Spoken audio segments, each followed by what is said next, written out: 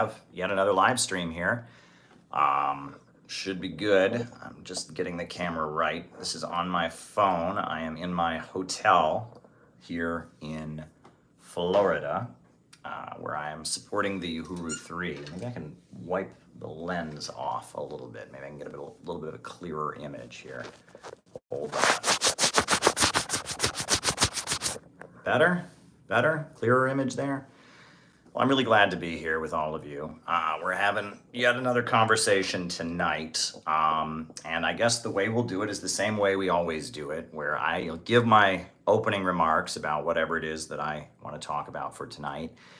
I've got my laptop over here so I can keep my eyes on the chat. I can see it on the screen of the laptop, and then from there, we'll do a roll call where I call you all out as I see you, names and locations. And then from there, I'll answer your super chat questions that you might have. I'll answer them in the second half of the show. I'll be able to see the super chats. We're only on YouTube tonight because I'm using my phone. That's the best way for me to stream because the Wi-Fi here at this hotel is a little shaky. So using the air Wi-Fi is our best bet. But first things first, morning messages every morning. We have morning messages from the Center for Political Innovation. Tune in every morning for a morning message. It's a great way that our community can stay in touch. Morning messages are a great way to be in touch.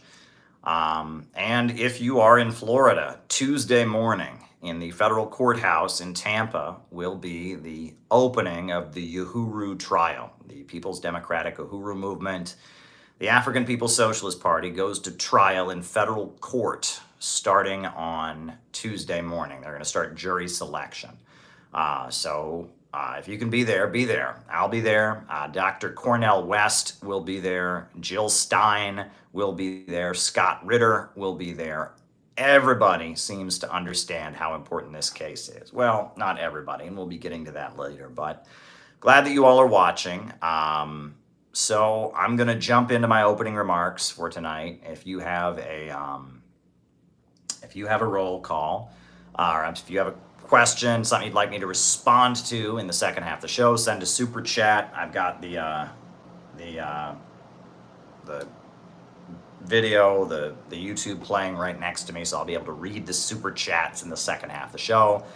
I'm in Florida for the trial, and we are gonna do the best that we can to stand with the Uhuru movement here in Florida. So, first things first. I'm here in St. Petersburg, Florida, which is near Tampa, Florida. It's just across the bay from Tampa. And I have seen the Uhuru House. Just an absolutely beautiful, beautiful facility that's been built by Chairman O'Malley. Just absolutely beautiful. Decorated with the faces of great African leaders, Marcus Garvey, Kwame Nkrumah. A beautiful community center that they have built that is the center of all kinds of services that they do and all kinds of Black-owned businesses that they have helped launch. They have launched a number of businesses in the Black community. Utterly amazing what they have done. And as I walked through the Uhuru House, I took a lot of video, and I'll be editing that later with video of the rally today. But it just struck me, first of all, how hard it is to do the real organizing work that needs to be done. How difficult it is. I mean, this has taken Chairman O'Malley his entire life. He is 82 years old to build all of this. There's a beautiful facility in St. Louis, Missouri. There's a whole network of Black-owned businesses and Black job training centers and classes for pregnant mothers and farmers markets. It's just so utterly beautiful what he has built. There used to be stuff like this years ago, right? During the Debs era in the United States, you had networks of like socialist-owned businesses and cooperatives that were aligned with the Socialist Party. During the 1930s, you had the unemployment council apparatus where they took care of each other to some level. But this is a whole apparatus that has been created to generate wealth, to generate community empowerment, and it is all being created as they teach an ideology of anti-imperialism. And that anti-imperialism supports Russia, supports China, supports Iran, supports the Palestinians, supports Nicaragua and the Bolivarian socialist movement, supports Venezuela and the socialist movement there. This is an internationalist facility, and they are anti-imperialist to their core, and they have built this beautiful apparatus, this beautiful facility. And this is the facility that was raided by the FBI. 300 FBI agents stormed this facility 2 years ago. And the same with the one in St. Louis, Missouri. And flashbang grenades and drones, and it was insane what they did to this facility just a few years ago. And now Chairman O'Malley is sitting he's indicted, and he and Penny Hess and Jesse Neville are indicted in federal court, facing charges of allegedly being Russian agents. The prosecution alleges that $7,000, not a lot of money, that $7,000 was given to them over the course of 5 years. The whole thing is absolutely outrageous and ridiculous, and people need to understand how utterly dangerous the case is.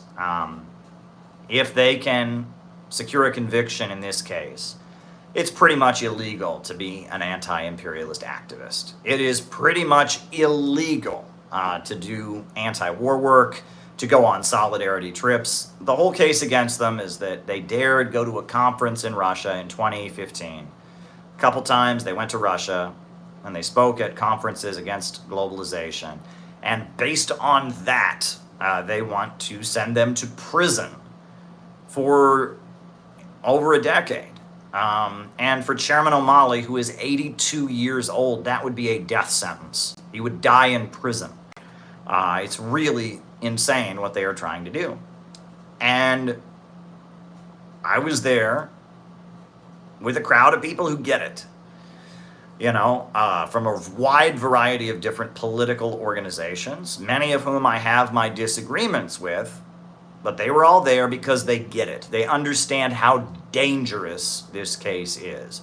The December 12th movement, which is a black nationalist group in New York City that goes back to the 1970s, big supporters of Zimbabwe and Robert Mugabe, they were there. Former member of New York City Council, member of the New York State General Assembly, Charles Barron, he was there. Charles Barron was the MC, Master of Ceremonies, and he was there. Native American activists, Ward Churchill, and representatives of the Leonard Peltier Committee and the American Indian Movement were here.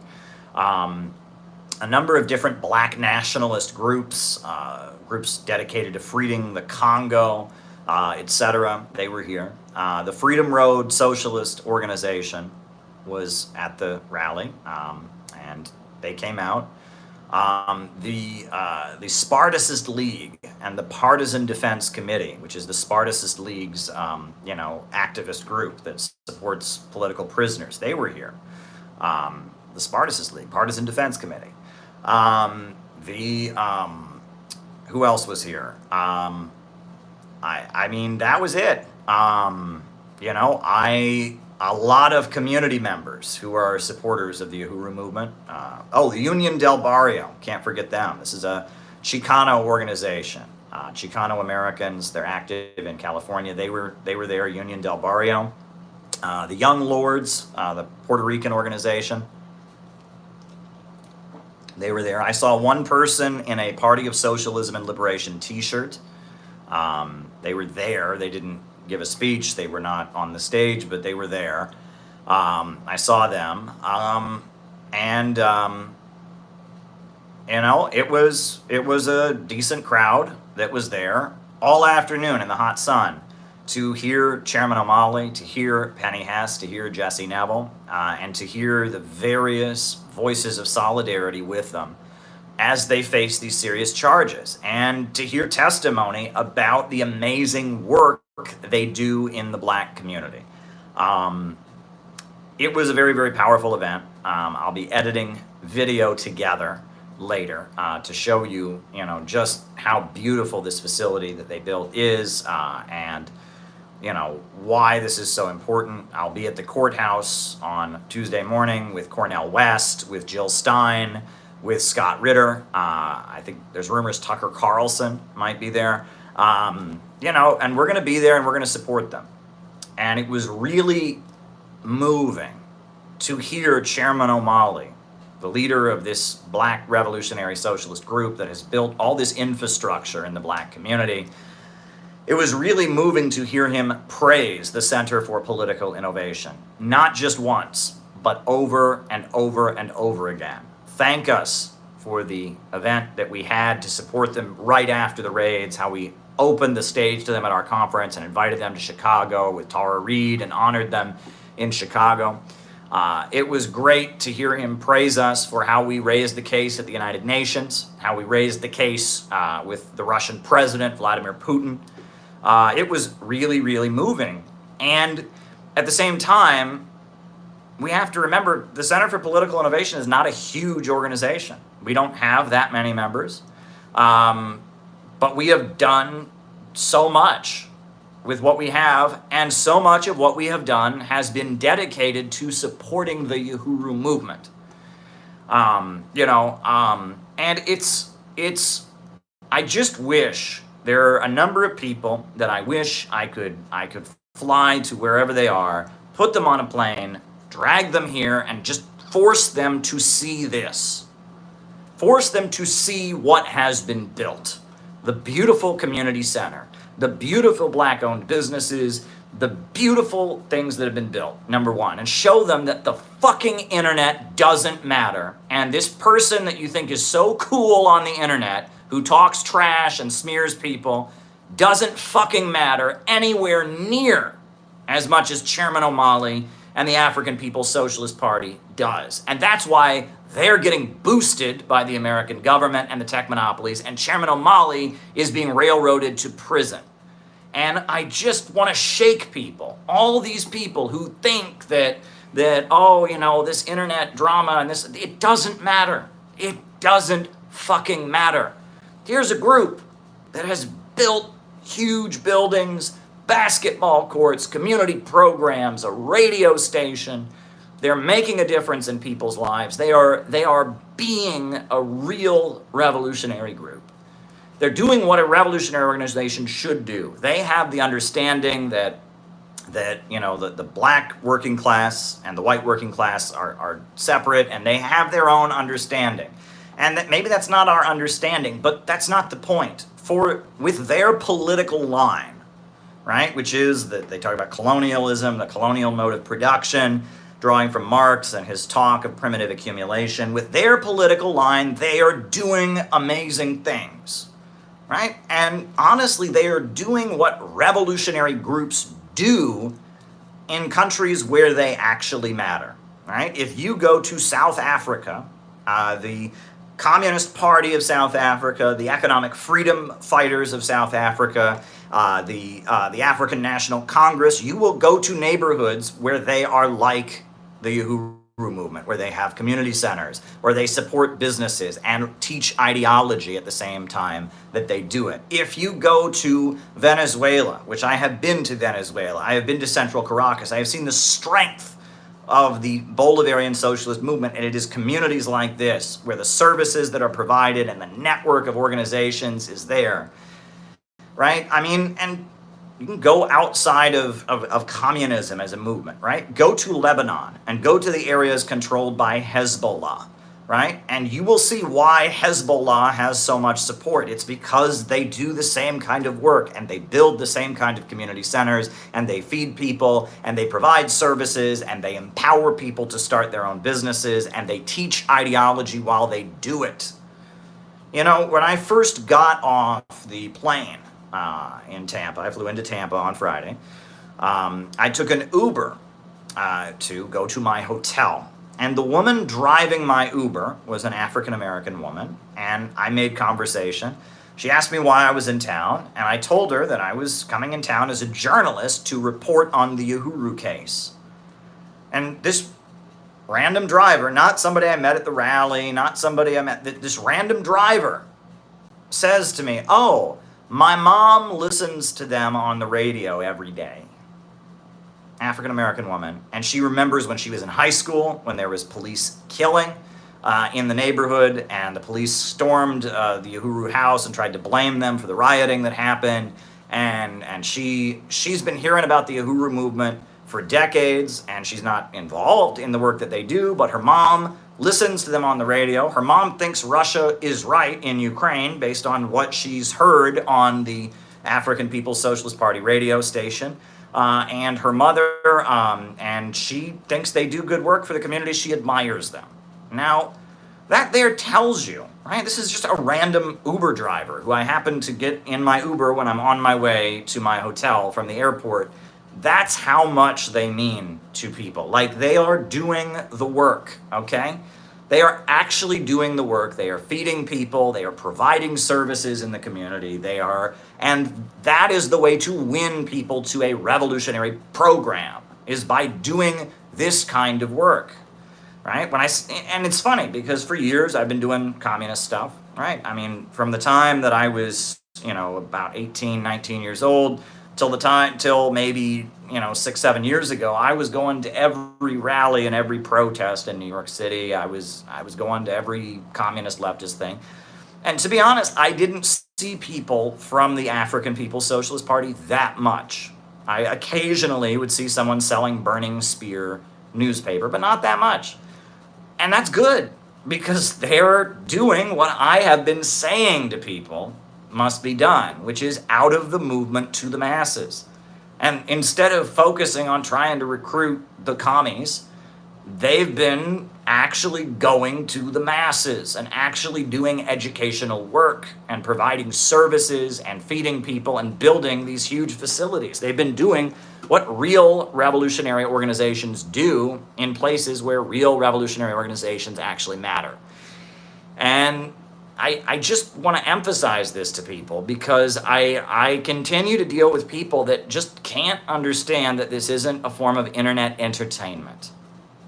And they can't understand that the person you should follow is not necessarily the person who has the best internet program, right? And again, there are all kinds of people who say they support the Uhuru movement but have done nothing for them, right? They made one tweet. They said, "Oh, I support, I support the Yuru Movement." They make one tweet. They haven't done anything for them. Well, we've done everything we can, which is not that much because we're a small organization. Because I have a UN press credential, I raised their case with the Secretary General spokesperson at the United Nations. That was something we could do. Because of the fact that we were having a conference the week they got raided, and it was in Chicago, not too far from where they got raided, we were able to give them a platform and raise awareness about their case because our conference was around the same time. Because of the fact that I was in Russia and I was trusted enough to attend a session with the Russian president, I could raise their case with the Russian president. I was able to do that. We published 2 pamphlets, we published a pamphlet, "Do You Believe in Growth?" that highlights their case. And we distributed 1,000 copies of it at the Libertarian Party convention and another 1,000 copies of it at the DNC. Some of the last copies we have here, and we've been giving away to people. That's something we can do. When we republished the book on the Kamala Harris book, my book that was banned from Amazon on Kamala Harris, we republished it and we put a poster for the Uhuru case on the back, and the new introduction that we wrote mentions the Uhuru case in light of Kamala Harris possibly becoming president. And so this is what we can do. It's not much, and it is nowhere near the amount of support they desperately need right now. And they're trying to knock down everything that Chairman O'Malley built. And I must say, there's just so many people. My job, my role is as an educator. I hope that someday CPI can be involved in a wider project that has community centers, that is doing kind of the work that the African People's Socialist Party is doing, but we're not there yet. Right now, we're merely an educational organization. We publish books. We put on conferences. I do these live streams. We have a Zoom meeting every Saturday. We're organizing. We do outreach. We carry out anti-imperialist operations here and there. It's a contribution that we can make. And I am disappointed in myself because I feel like my job is to teach people what this revolutionary movement and what revolutionary organizing is really about. And there are just so many people who don't get it. And I get frustrated with them. I get genuinely frustrated with them because if they could see what Chairman O'Malley has done, and they could see what a real revolutionary movement looks like, they would not be acting in the foolish ways that they are acting, right? They would not be running after streamers, social media streamers who talk trash and try to tear down the people that are supporting the Uhuru movement like us. They would not be getting mad because they don't want us to have conferences or whatever and running away from the group in a childish way. If they could see what real revolutionary work looks like, they would handle themselves in a much more mature manner, right? And they don't get it. And it is my job to teach this to people. It is my job to get people to understand what a real revolutionary movement would look like, what could be achieved. That is my job. And so I continue to try and teach people, and I continue to try and build and construct an organization, a network of people that can do outreach, that can do things like come here and support the Uhuru movement. John McCarthy, a member of our group, has done so much, gone to so many of the Uhuru movement's conferences, done everything he can to support the Uhuru movement, and he didn't even know about them until we had them at our conference. And he was a fan of our YouTube channel, and he was an ally of CPI, and we put on our conference in Chicago. He came to the conference, and he met the Uhuru movement at the conference, and he immediately jumped in, and he has been so dedicated to supporting them, done so much more than I have, gone to so many conferences, met with them, done outreach to promote them. I mean, he has done so much. I'm in awe of what John has accomplished. And John gets this, right? He's much older than I am, and he's been doing this, and he understands what a real revolutionary movement is like and what a real revolutionary movement has achieved. And it's not social media bullshit, right? I'm on here on social media talking about social media, but I'm on here because I'm frustrated. Because, I mean, if folks can't understand that it's about something bigger, I have to teach it to them. I have to get them to understand. And I just wish I had done more to get people to understand that. And I'm going to try to get people to understand these things. I've spent my entire adult life studying this stuff, and I've made mistakes, and I've learned, and I've been in different organizations, and I've seen different things, and I have to keep doing this. I believe in what I am doing, and I've gotten very far by doing what I am doing, and by taking risks, and by being obsessed. And I mean, I'm sure Chairman O'Malley is obsessed. He wouldn't have been able to build all that he's built without being obsessed. And he's been demonized and targeted and smeared and harassed in all kinds of ways.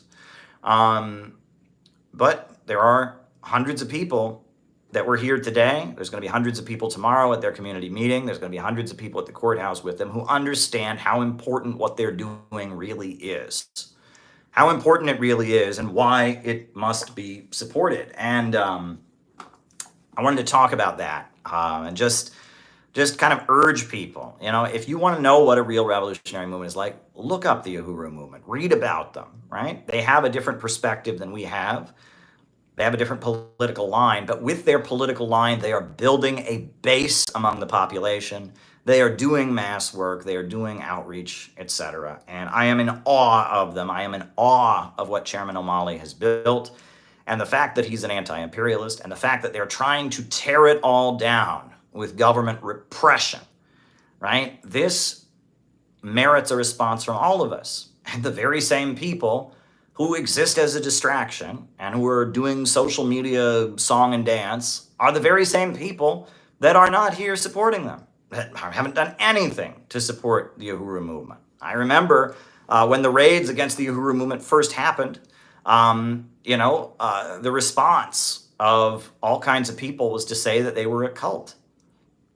And a lot of what they were saying wasn't even related to the Uhuru movement. It was related to a breakaway organization. And even that breakaway organization, right? How does that matter? How does any of this matter, right? And I just continue to see this endless amount of people trying to find some excuse to not be involved in real organizing, not be involved in real activism, and to line up with trash-talking people on social media who are not involved and spread lies and do everything they can to demonize, harass, and distract the people that are doing the real organizing. One thing that I have continued to bring up with CPI is the importance of staying engaged. Right? That's why we do the morning messages every morning. I am going to keep that going. The morning messages every morning, I'm going to keep that going. And the reason we have to keep that going is that we have to stay engaged. We have to stay engaged because when we freeze as an organization, when we stop, that's when all this toxic social media crap seeps into the group. Right? And that's when the trash talking starts, and that's when people bring up every old argument from the past. And these people, I am convinced that certain social media actors are government supported at the very least, because they have done nothing but antagonize, whatever we do, they'll copy it and then try to use it against us somehow, right? If we do something, they immediately try to create a version of it that we're banned from or we're excluded from, or that involves demanding people boycott us, right? And they trash talk and they say things they know are not true. They take things that are true and they blow them way out of proportion. They talk about things that have no relevance in anything, and they are determined to destroy our community. And every time we freeze as a group, every time we're not working on a project, when we don't have a conference coming up, when we don't have an event coming up, that's when this toxicity seeps into the group. And so we have to stay engaged. We must always have a date that we are building towards. We must always have a project we are working towards so that we don't look at the toxicity. And it is extremely important that we do that, because if we don't, the toxicity seeps into the group. And that means we have to be focused, because if not, here we go. Sherry, I appreciate what you were saying about morning messages being beautiful. Can you make one? Go and make one, please. You don't have to say your real name, but go and make a morning message. We need more people to make morning messages. I'll pull up the link for creating a morning message. Hold on. I'll do that. Because it is, oh, there's the link. Funky put in the link in the chat. Very good. All right, it's done. We need people to make morning messages, right? I can do them a lot and other people are able to do them over and over, but we need more people to make morning messages. It's very, very important that more people make morning messages. And we just have to do this, and we have to keep doing this. And I just really wish that people would get it. I really, really wish that people would understand the importance of staying engaged, staying on task, not getting caught up in this bullshit. And also, I'm disappointed by people who seem to think that internet bullshit matters, right? This person has all these likes and shares. Oh, I better run after them. What have they ever done? What have they ever done, right? Have they supported Chairman O'Malley and the Uhuru 3 in any way? Have they done anything? Are they going to be at the courthouse on Tuesday? Oh, no, but they've got all this social media attention. Oh, they're so important. That's one thing. The other thing that bothers me, right, and I continue to bother this, and this frustrates me, and I am 37 years old, so, I'm younger, but I'm not a young man anymore. I guess I'm approaching middle-aged. But I see all these young men that are so competitive, right? It's got to be about them. right? It's just got to be about them, right? And, I want you to succeed. If you're a young man who agrees with the ideas or something similar to what I'm espousing on here, if you become more popular, more people listen to you, if you write a book and people buy it, that's great.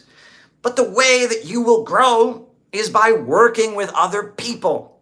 The way you will grow is by having other people, it has to be reciprocal. You read other people's stuff and learn from it, and they'll read your stuff and learn from it. It's a give and take. But I see all these young men that it's them or nobody, right? And they have it in their head that they have to be the leader of something. There was one of these people, I remember he was in CPI for a while, but when he was in CPI, he had to be the leader of this other group that he formed, right? And it had like 3 other people, but he had to be the leader of something, And it's like, I want you to be the leader of something, and I'm not opposed to having another group, but it's like, you have to actually build it, right? And there's just this frustrating, it's like every time I go out and do something, right? Every time I go out and accomplish something, it's never, oh, that's great.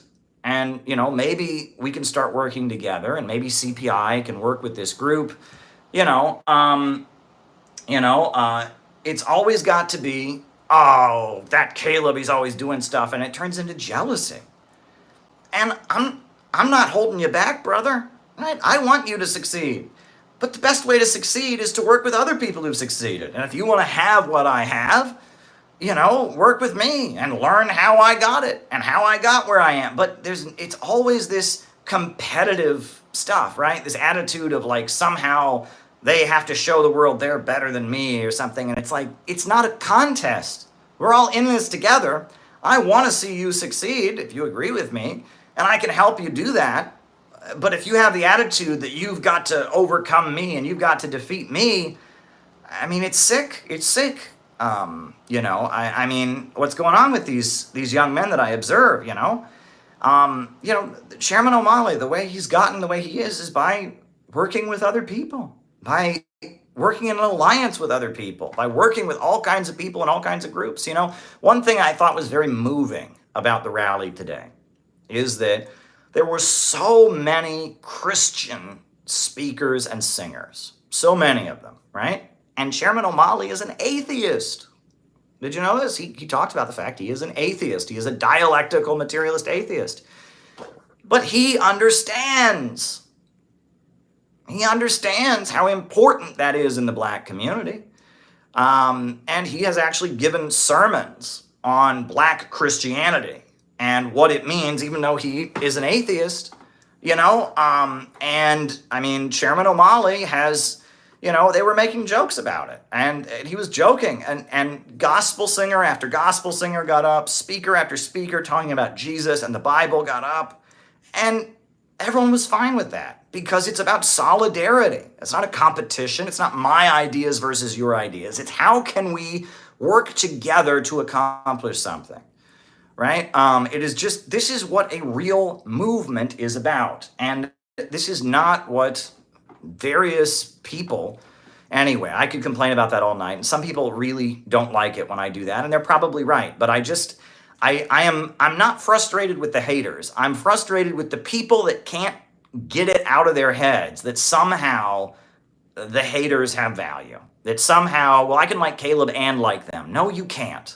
Right? They have made that abundantly clear, right? There is a war on the Center for Political Innovation and a war on me personally that has been waged by a lot of people. And it's nowhere near what they've done to Chairman O'Malley. I've had the FBI knock on my door before, but they've never kicked down my door with a SWAT team or anything like that. I've never been, charged with a crime.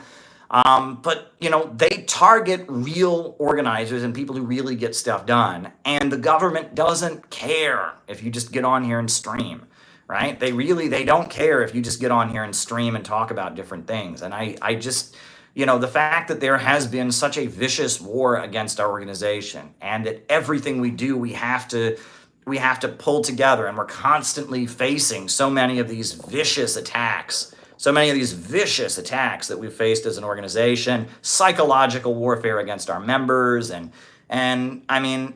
I just want to shake people and say, we want to have something like what the African People's Socialist Party has. We want to have community centers. We want to provide services. We want to start, providing things the way they do. And that if you can't get it out of your head that these wreckers are wreckers and that the way they act is okay, you don't get it. You really, really don't get it.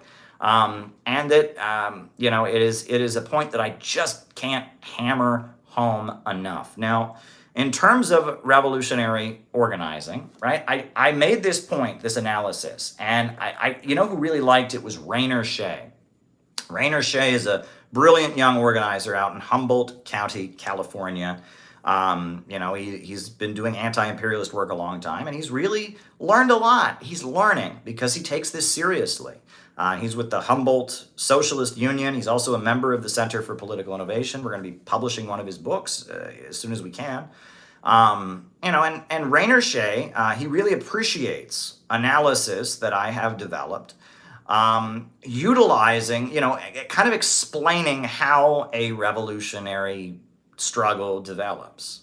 And that is related to what we are seeing with the Uhuru movement, right? What we're observing with the People's Democratic Uhuru movement and their organizing. So I would like to talk about that and just kind of go over the analysis of revolutionary organizing. So Mao Zedong was the leader of the Chinese Communist Party, the founder of the People's Republic of China. And Mao Zedong, he waged a war, a revolutionary armed civil war, in order to take power. He divided the revolutionary armed civil war into 3 stages. And those stages were strategic defensive, strategic equilibrium, and strategic offensive. And he was, of course, talking about guerrilla warfare in China in the 1920s and 1930s and 1940s. So he was talking about something completely different than what revolutionary organizers would be doing in the United States in our time and in the Western world in our time, right? We're nowhere near that level of conditions. Technology has advanced. We're a different culture, a different country. It's unrelated. But if you take those 3 stages that he developed, in his theory of war, you can apply it to all revolutionary organizing. Now, I'm going to tell you what Mao meant, and then I'll tell you how such a thing could be imagined in our time. Now, Mao Zedong, Mao Zedong, he talked about how during the period of strategic defensive, the revolutionaries are just struggling to keep their organization together, and they're struggling to carve out territory in the countryside.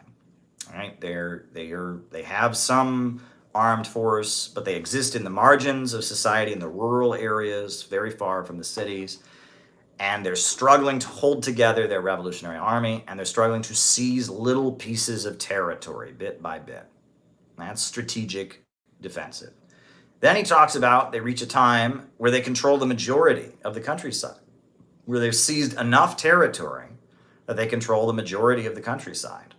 And they start then, at that point, they're a major force to be reckoned with. And they start to gain influence in the cities, and they start to negotiate with different forces. That's what he calls the strategic equilibrium phase. And then the final phase of the revolution is the strategic offensive.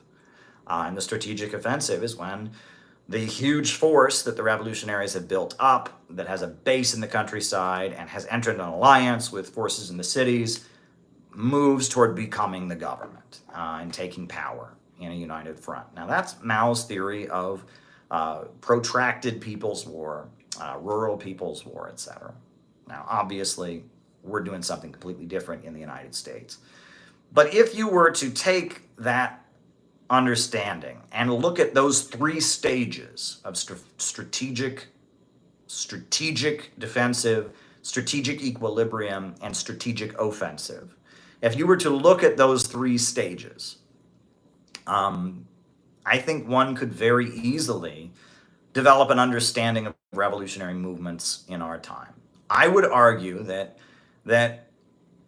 in the United States, revolutionary movements have been in what you might call the strategic defensive stage since the 1950s, since the crushing of the Communist Party USA and the Roosevelt wing of the Democratic Party.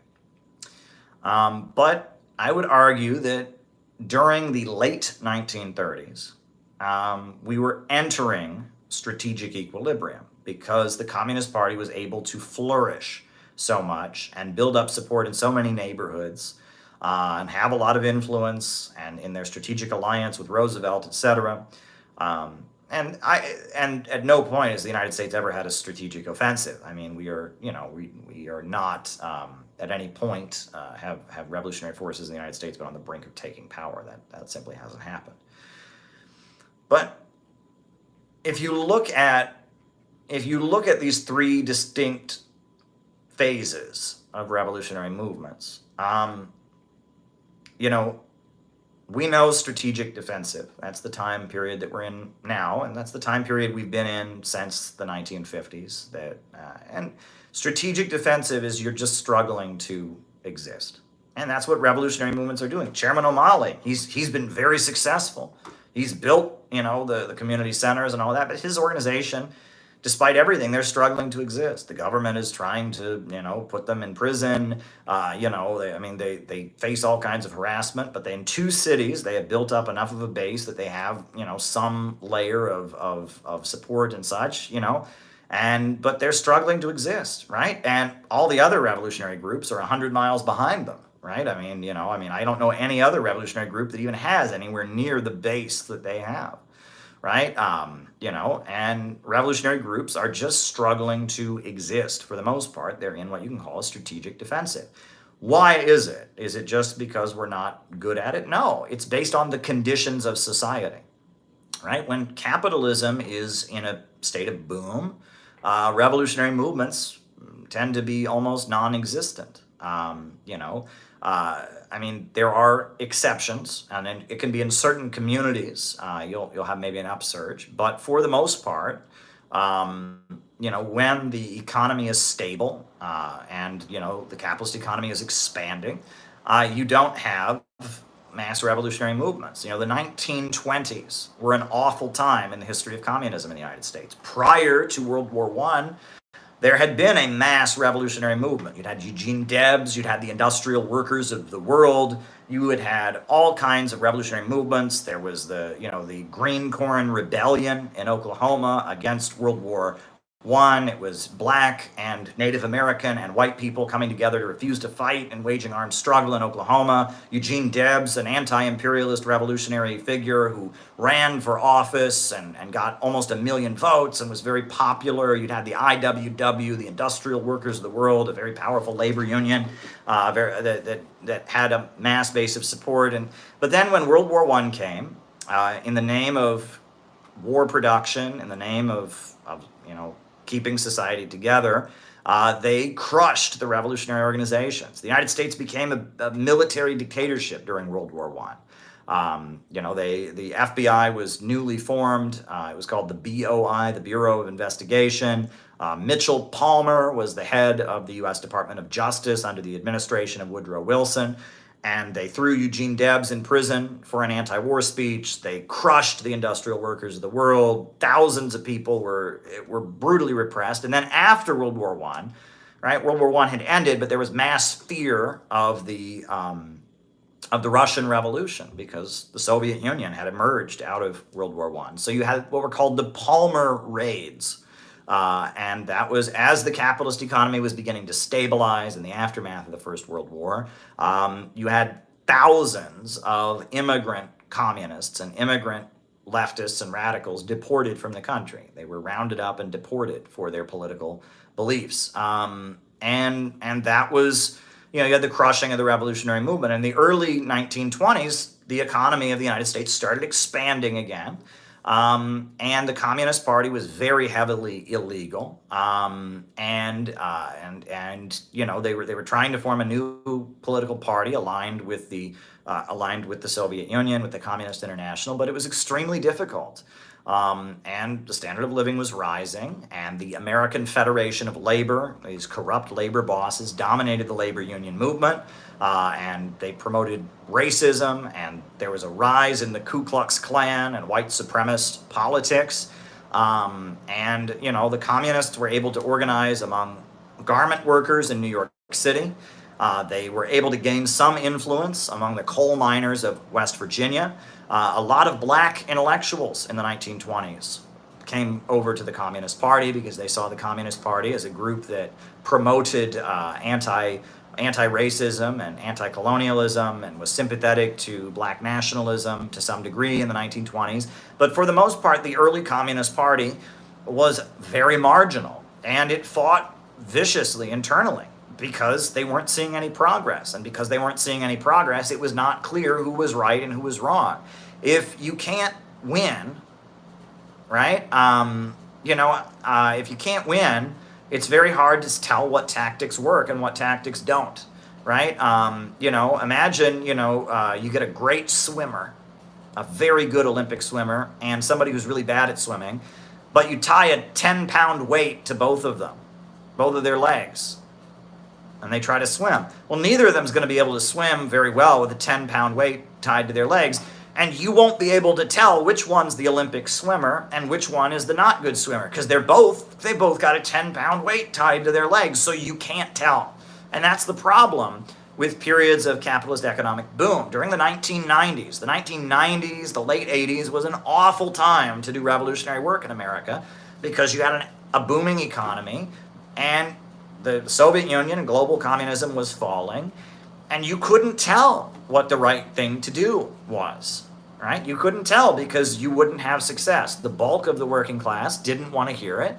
The labor movement and global communism was in retreat, and there were, in the 1990s, you did have Minister Louis Farrakhan, who was leading kind of a black nationalist movement. You had the LA Rebellion and the Million Man March, and you had the movement to free Mumia Abu-Jamal, but those were in the black community, and they were somewhat marginal, right? All the black people knew about who Minister Farrakhan was in the Million Man March, and the black people knew about Mumia Abu-Jamal. I mean, there was a lot of knowledge, at least in the black community, but largely, anything that was revolutionary was kind of on the margins of U.S. society.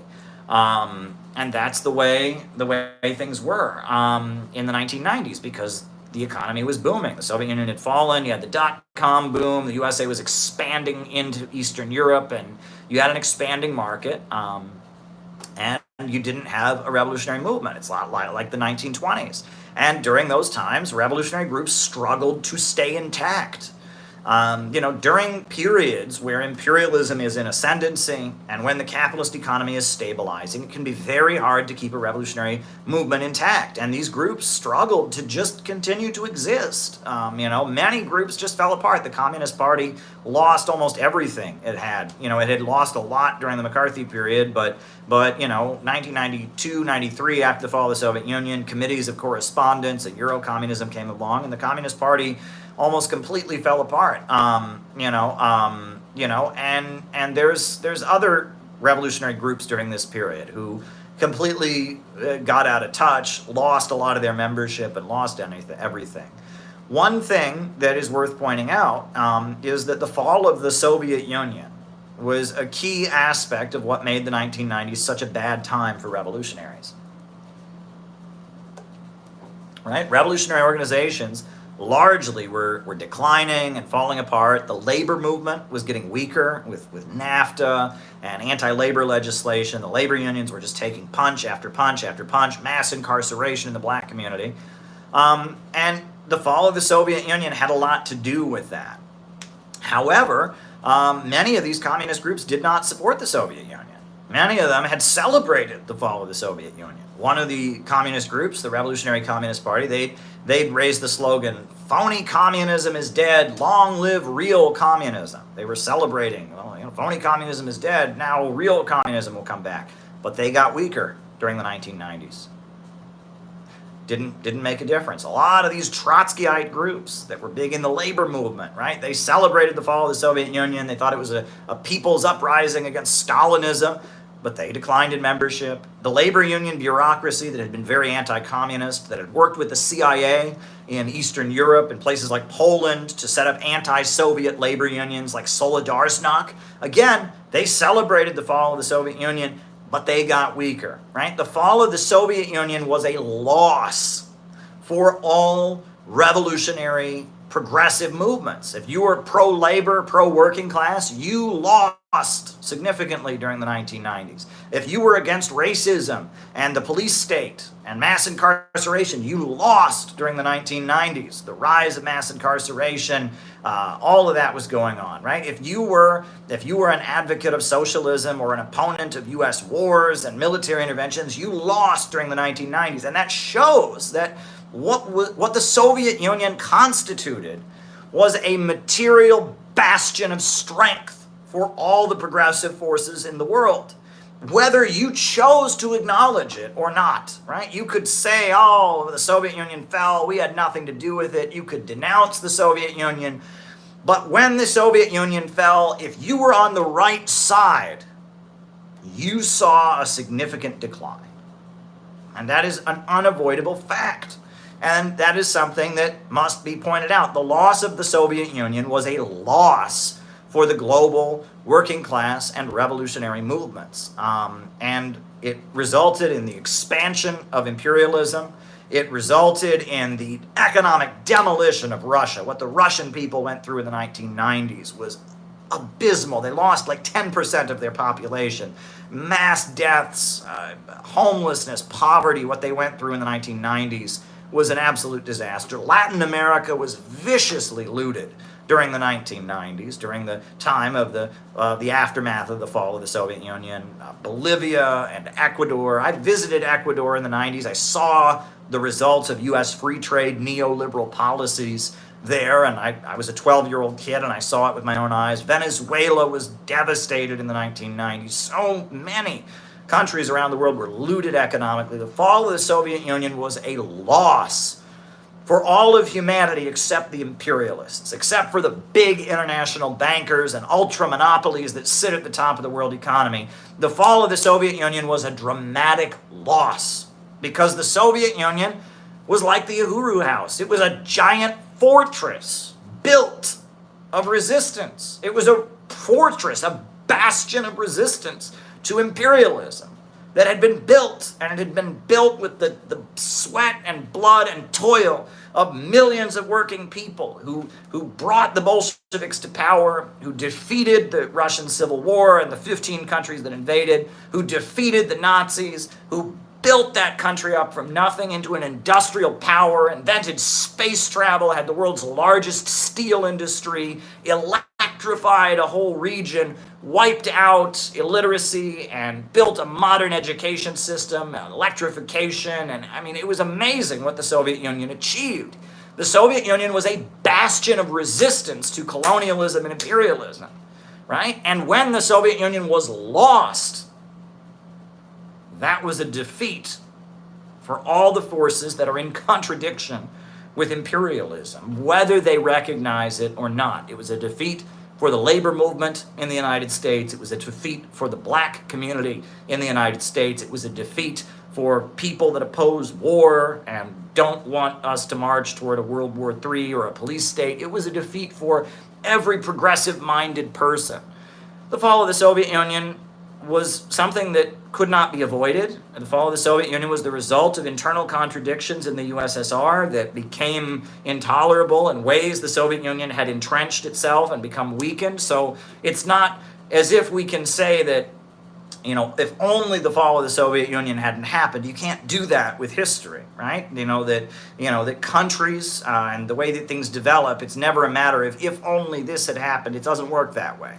The fall of the Soviet Union was a result of many different factors, but it was a defeat. It was a loss, and that's an important point to make. And as much as I am critical of Sam Marcy and the global class war tendency, that developed, that is one point that Sam Marcy made very loudly in his final years of life. He died in 1998, and from 1993 to 1994, up until his death, He made this point very loudly. The fall of the Soviet Union was a defeat, was a big defeat for all progressive forces in the world. But that's, when we talk about strategic defensive, that's what we're in now. It's this time where you just, you're struggling to exist. But let's talk about the next phase. The next phase begins when capitalism enters a severe crisis. And, I wrote this book. I'm going to go get it. Because I have to go get it. So hold on. Hold your horses. I'll be right back.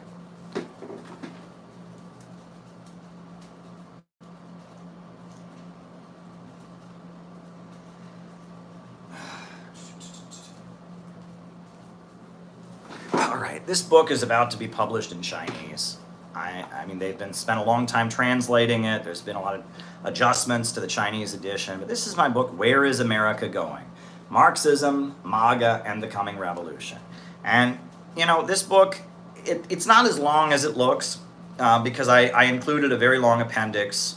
It's an essay that I wrote, as an introduction to another book. And, I wrote this book because I've been studying these things for a long time, right? The 2008 financial crisis was a pivotal moment in my political development. The 2008 economic crash, and I was already interested in communism, but I learned from a Marxist perspective why it happened. I learned about the problem of overproduction or value crisis, as Peter Coffin has coined the term for it. I learned about the tendency of the falling rate of profit, and I learned about the fact that capitalism has this problem, that the more technology advances and the easier it is to create wealth, the more abundance that is created, the sooner you get economic crisis, right? And that this is the built-in problem of capitalism. Capitalism holds back economic growth. And it holds back economic growth by the fact that it undermines its ability to create value. Only human labor can create value. Human labor creates all wealth, right? And the capitalist cannot extract surplus value from a machine. He can only extract surplus value from human labor. So as human labor is reduced from the process of production, the result is that the amount of profit the capitalist makes decreases, and that the market becomes glutted with products that cannot be sold, and you have an economic crisis. And we are living in one of those economic crises because of the computer revolution. That's what we're living in. The computer revolution has drastically reduced the role of the worker at the assembly line. And because of that, the rate of profit that the capitalist can make on each product goes down, and the market is glutted with products that cannot be sold. Look, let's just point this out, right? There is no housing shortage in America. I don't know where I keep hearing about this. Kamala Harris talks about it, Biden talks about it. There is no housing shortage. There is housing abundance. There are loads of empty houses. There are loads of empty apartment buildings, apartment units. There is no housing shortage. But people are homeless all over Los Angeles. People are homeless all over Chicago. People are homeless all across the South because they can't afford the housing that exists. Because in this high-tech, low-wage economy, there is no place for them. There is no crisis of housing. There's no shortage of housing. There's a shortage of spending power on the part of the population to afford to buy housing and to afford to be able to live in it. That's what the shortage is. And that shortage was created by the computer revolution and by capitalism. Capitalism is the only system in history where people can become homeless because there are too many houses. It is the only system in history where people can become hungry because there is too much food.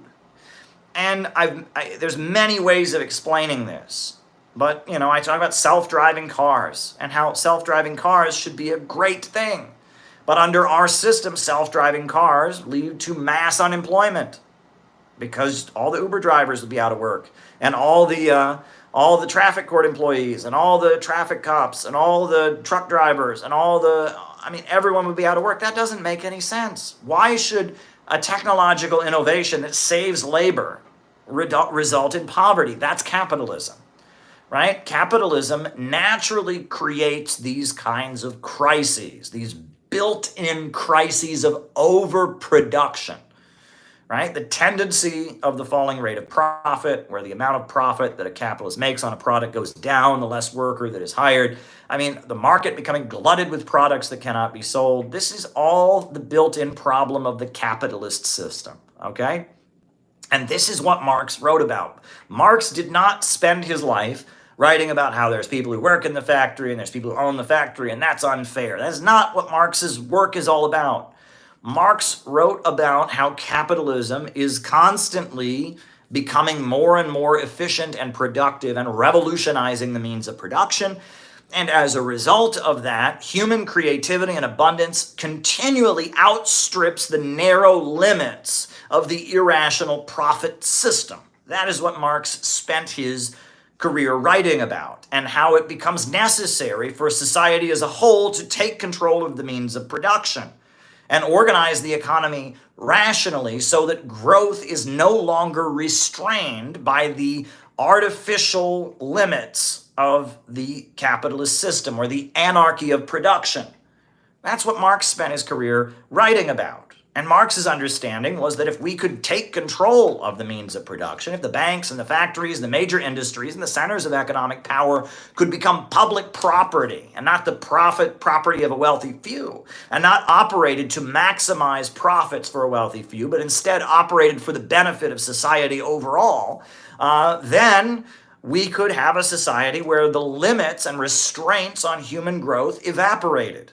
And wealth continued to grow and grow and grow and expand and expand and expand.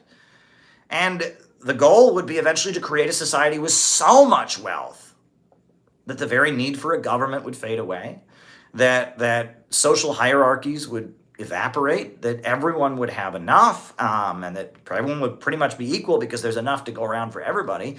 The higher stage of communism, as Marx envisioned it, was a state of vast material abundance that eradicated the scarcity that necessitates inequality and oppression and hierarchies. That's what Marx was speaking about man's battle to eliminate scarcity, his battle to more effectively seize control of nature and force nature to serve him in more and more efficient ways, getting to the point that he could do so in a way that there would no longer be any limit on human growth and creativity. That's what Marx was writing about. And the capitalist system enters this crisis. And crises, they have different results. And this is what leads to the next phase of some kind of revolutionary movement. And if folks have super chats, please send them in. I'm here to answer your questions, right? The night is young, so please think of something for me to answer in the second half of our show, or else it's going to be short. Please send a super chat to get me talking here in the second half of the show. But when capitalism enters a prolonged economic crisis, when the wages of workers go down significantly, when the market is glutted with products that cannot be sold, when the living conditions of the masses are deteriorating, when the rate of profits that the capitalist is making are vastly decreasing, the result is a lot of capitalists are losing money. There's a lot of riots and anger among the masses and instability in society. And at that point, the ruling class is forced to resolve the crisis. But they have a problem. And the problem is that every capitalist wants the crisis to be resolved at the other capitalist's expense. They don't want to have to pay. They want the other capitalists to pay. And that this is an issue that when you enter a capitalist crisis, the capitalists face, is that the capitalist class as a whole needs the crisis to be resolved, but they all want it resolved in a way that benefits them and doesn't benefit their competitors. And that leads to a phenomenon called Bonapartism, which is when the ruling class begin fighting with each other in an effort to resolve an economic crisis. And Marx lived in France in 1851, and he directly observed Louis Bonaparte, the nephew of Napoleon Bonaparte, becoming the military dictator on behalf of the financiers, the finance class, and swiftly enacting dramatic reforms in order to stabilize an economic crisis in French society.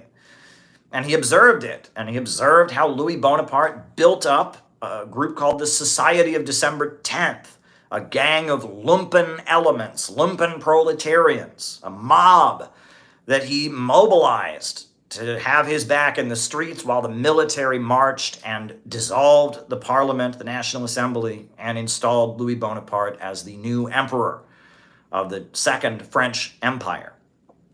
And that what this was, Marx observed, this was a fight within the ruling class, and that many wealthy capitalists, millionaires, members of the National Assembly, generals in the military had to flee the country and had to go into exile or got executed or deported from the country, and that there was heavy-handed political repression by one wing of the ruling class so that they could seize control of the state and use the state to take dramatic reforms to try and resolve the economic crisis.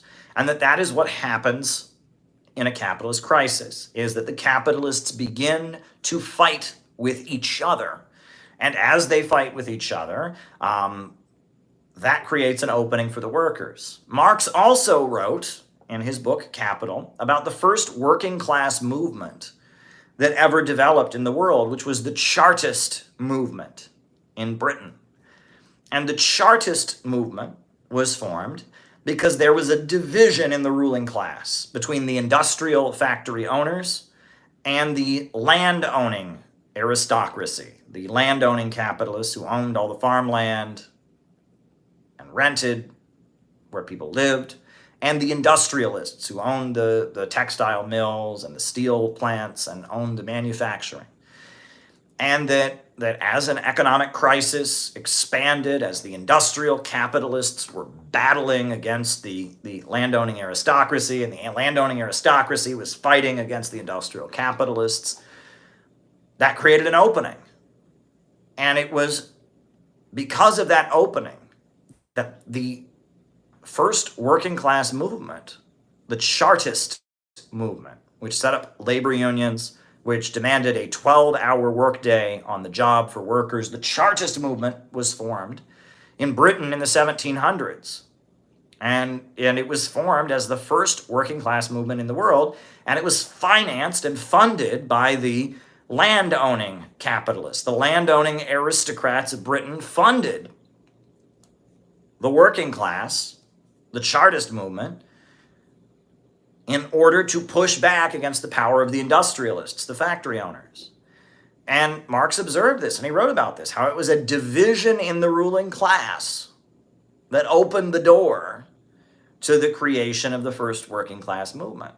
And Marx wrote about how divisions in the ruling class are what create an opening for revolutionary movements in general.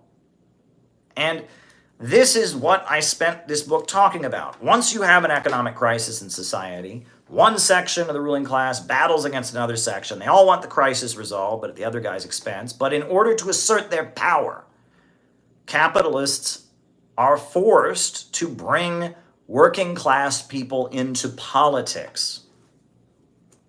That is the result of a capitalist crisis. The capitalists are forced to bring working people into politics in order to fight their battles. And I will read you what Marx wrote. This is from the Communist Manifesto. I will find the quote here in the book. Marxism, MAGA, and the Coming Revolution. Right?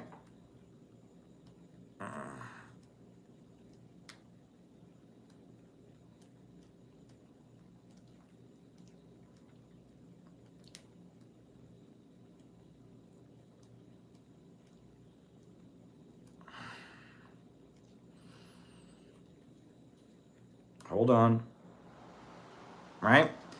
This is from the Communist Manifesto. Marx wrote, "The bourgeoisie finds itself involved in a constant battle, at first with the aristocracy and later on with the portions of the bourgeoisie itself, whose interests have become antagonistic to the progress of industry.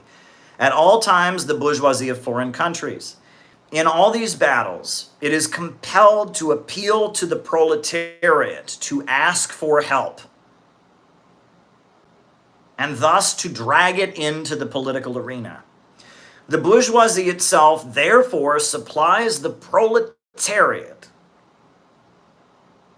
with its own elements of political and general education. In other words, it furnishes the proletariat with weapons for fighting the bourgeoisie.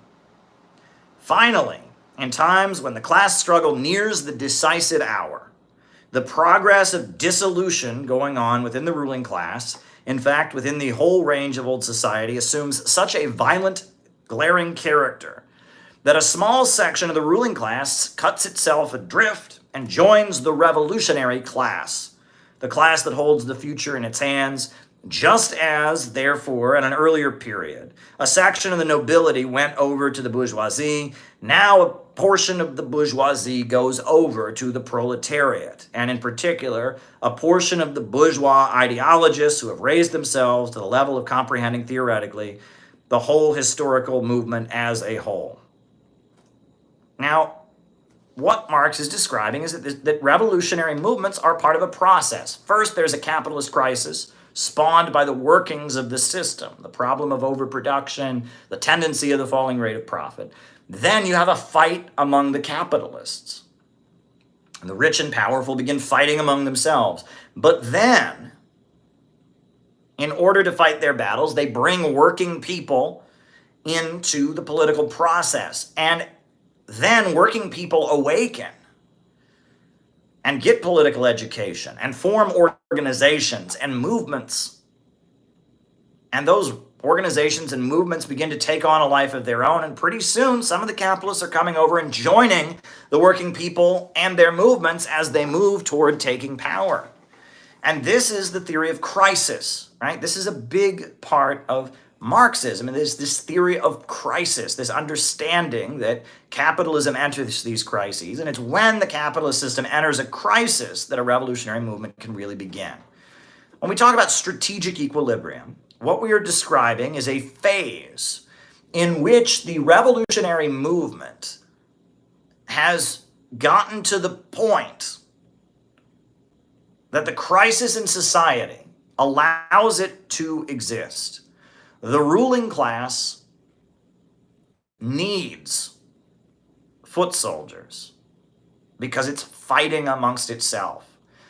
And the masses are in a state of anger and rebellion. The masses are suffering as a result of the economic crisis. And they're anxious to hear the message of a revolutionary movement. And the capitalists are fighting among themselves and see a revolutionary movement as necessary to protect them from other capitalists, as a useful pawn in their internal fighting and games. And as a result, a revolutionary organization can flourish.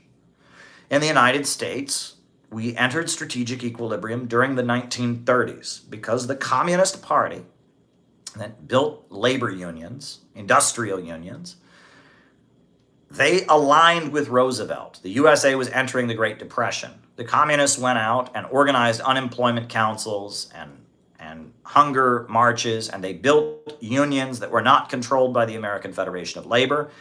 And As a result, Roosevelt, the president, increasingly faced attacks from his own class. There was an attempted military coup against him called the Business Plot to overthrow him in 1933. And he was facing attack from all different angles. And as he was facing attack, he began to be friendly to the Communist Party. He recognized the Soviet Union and established diplomatic relations with the Soviet Union. He passed the Wagner Act that made labor unions legal, and he launched the Works Progress Administration. He hired millions of unemployed workers. And Roosevelt in 1935 and 1936 basically started pandering very hard toward the Communist Party, and saying that, that they were necessary allies against fascism. Because who was opposing Roosevelt? It was largely the industrialists, the National Association of Manufacturers, Henry Ford, Henry Morgan. They were opposing him. Whereas Roosevelt had long been allied with the Rockefeller family, the oil banking family.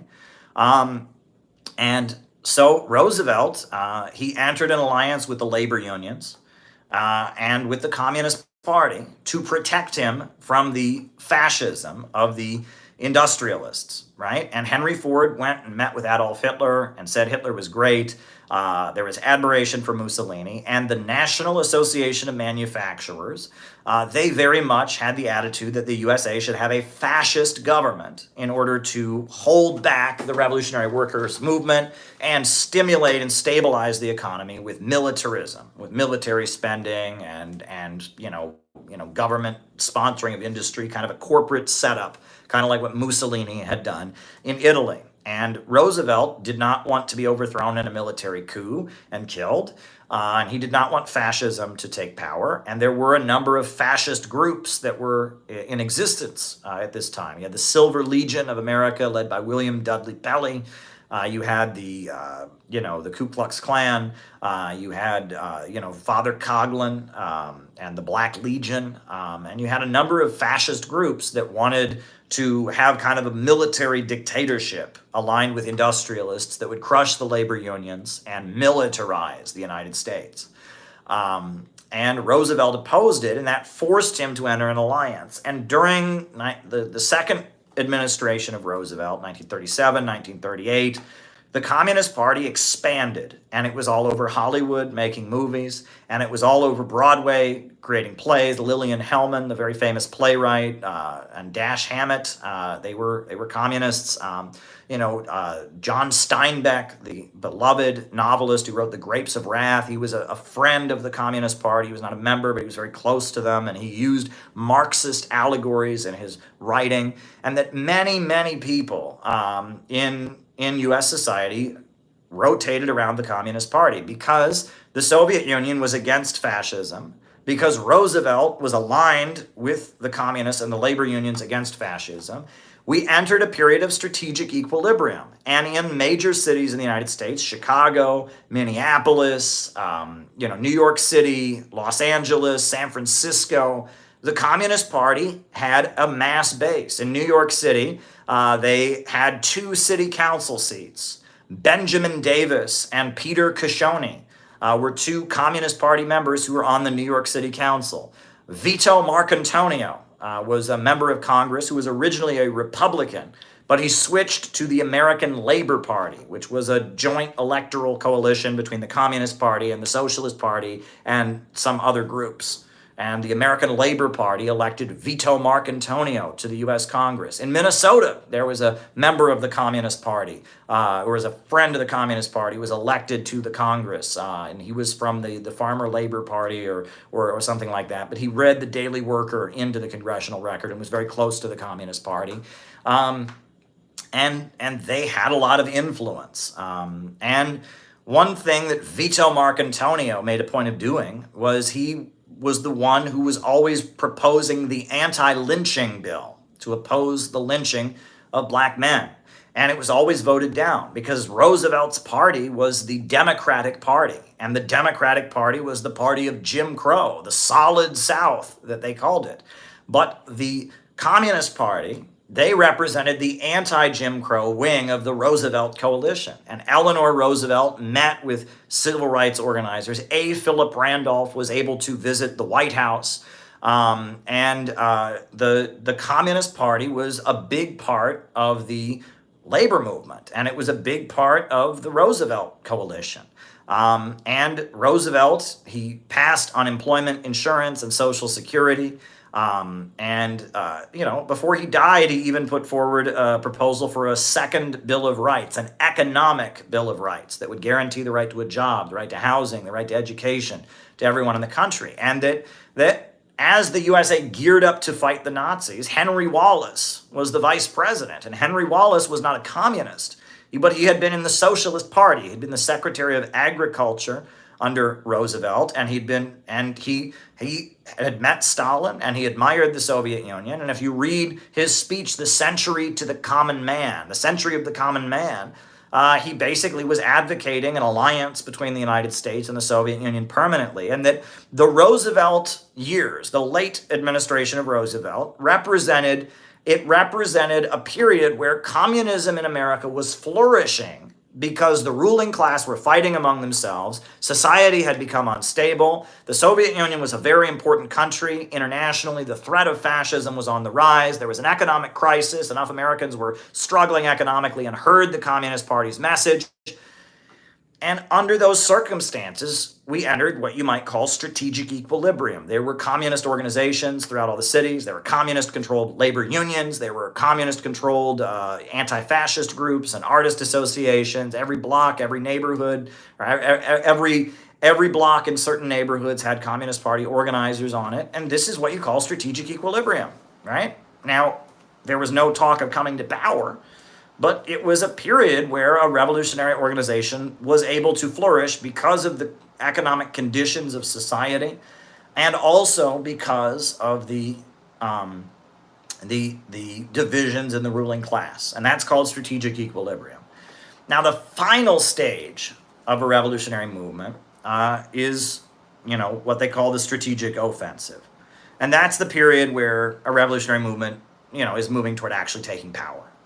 And we've never had anything close to that in the United States. But the strategic offensive, ultimately, I'll show you a great example of what it is. Because often the reason that a revolution ultimately wins, right? The reason that a revolution ultimately wins is not that radical. This is the reason that the Chinese Communist Party ended up taking power. I have a picture of it in here. It's because of this. This was the golden yuan. It was a currency that was invented by Chiang Kai-shek. So in China, the communists had been fighting a civil war against the KMT nationalist government. Japan had invaded. They'd aligned with the nationalists to fight against Japan. And then they'd fought Japan. And then afterwards, they tried to form a coalition government, but the KMT wouldn't allow it. And so they continued. They weren't going to give up their army and turn over their weapons. And so they continued. There was a civil war.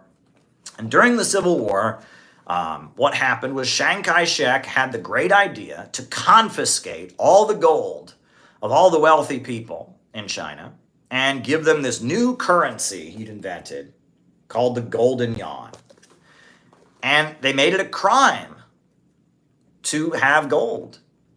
And they went and searched the homes of the rich people, and they took their gold, and in exchange for their gold, they gave them this currency. And all the rich people, and this is, China was a very poor country, so a lot of rich people just had piles of gold in their basement because, there wasn't a stable currency, so they had assets. And all the rich people had all their gold confiscated, and they were given paper currency for it. And then the paper currency crashed and became worthless. And at that point, even some of the richest people in China said, you know what, even the communists are better than this. And Mao met with some of the richest people in China, and he assured them that their property would not be nationalized, that for the period of the revolution, the early years of the revolution called the New Democratic Phase, they would be able to keep all their property. They would not privatize their businesses or whatever. And in 1949, the Chinese Communist Party took power because the polarization in the ruling class, you were either for the KMT and Chiang Kai-shek, or you were for Mao and the communists, and the KMT fucked up so badly. They messed up so badly with the golden yuan currency that a number of the rich people, when they were assured that their property wouldn't be nationalized, they'd be able to maintain their enterprises as part of the new democratic setup, they went over to Mao. And that's what generally happens, right? So you've got strategic equilibrium, you've got a big revolutionary organization that's able to exist. But then the crisis intensifies in a way that there's a burning question. And the revolutionary organization positions itself on one side of the burning question, and they are the bulk of the fighting force on one side. And the question is, what side are you on? And almost everyone who's on one side is with them, and they win. In Russia, the question was World War I. The communists were against World War I. Peace, land, and bread. They were the peace guys. World War I was continuing. The Tsar had been overthrown. There was instability in society. And the question was, were they going to continue World War I or were they going to oppose it? And the Bolsheviks had this huge organization, thousands of people, militia, and they were against World War I. And that question came to a head. And if you were against World War I, you were with the Bolsheviks, and the Bolsheviks took power. Right? And that's strategic offensive. That's the period in which a revolution is victorious, is when there is already, as a result of strategic equilibrium, you have a mass revolutionary group, and then a polarization in society develops, and that polarization pushes the revolutionary group over the edge to the point that they can take power. And that's called strategic offensive. And, in most places that communists have taken power, it's been a question of fascism, right? It's that, a section of the ruling class is wanting outright fascism, an outright fascist dictatorship. In Eastern Europe, the Nazis were marching in and invading countries, etc. And the communists are the center of the anti-fascist fighting force. So everyone who's against the fascists runs behind the communists, and then the communists, they push out the fascists and they take power. That happened in Albania, that happened in Yugoslavia, that happened in Romania and Czechoslovakia, that happened in East Germany, that happened all across Eastern Europe. And that's generally, the way communists have taken power. I mean, in China, it's a little more complicated. In Russia, that's not what happened. But generally, when communists take power, it is because of a division in the ruling class. And it is, there is a contradiction in society. And the communists have built up such a huge force that they represent the bulk of one side, to the point that they force their way into power by resolving a decisive question or polarization in society.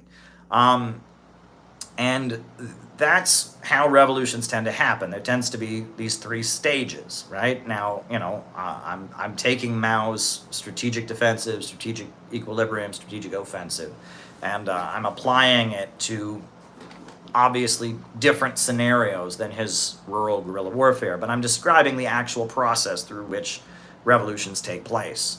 And the reason that I'm doing that is I want you to understand why, the reason I am 100% sure the reason they are targeting the Uhuru movement is because they are, more than any other organization, prepared for strategic equilibrium.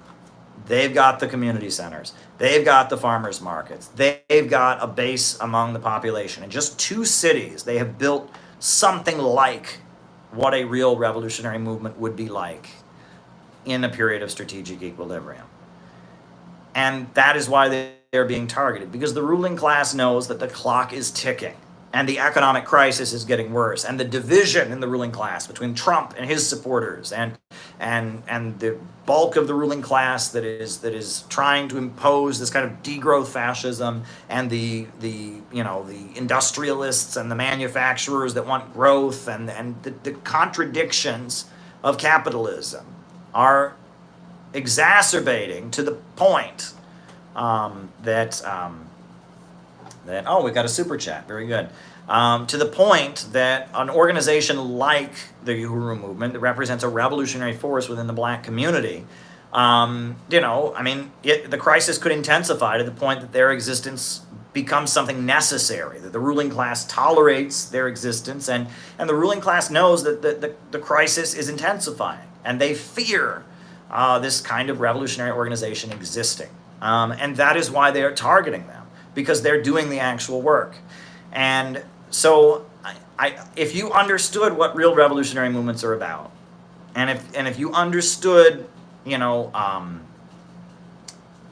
if you understood that it's not about social media and it's not an intellectual head game, and if you understood what's going on, you would understand, first of all, why what we are doing with the Center for Political Innovation is so important. We have an approach that no one else has.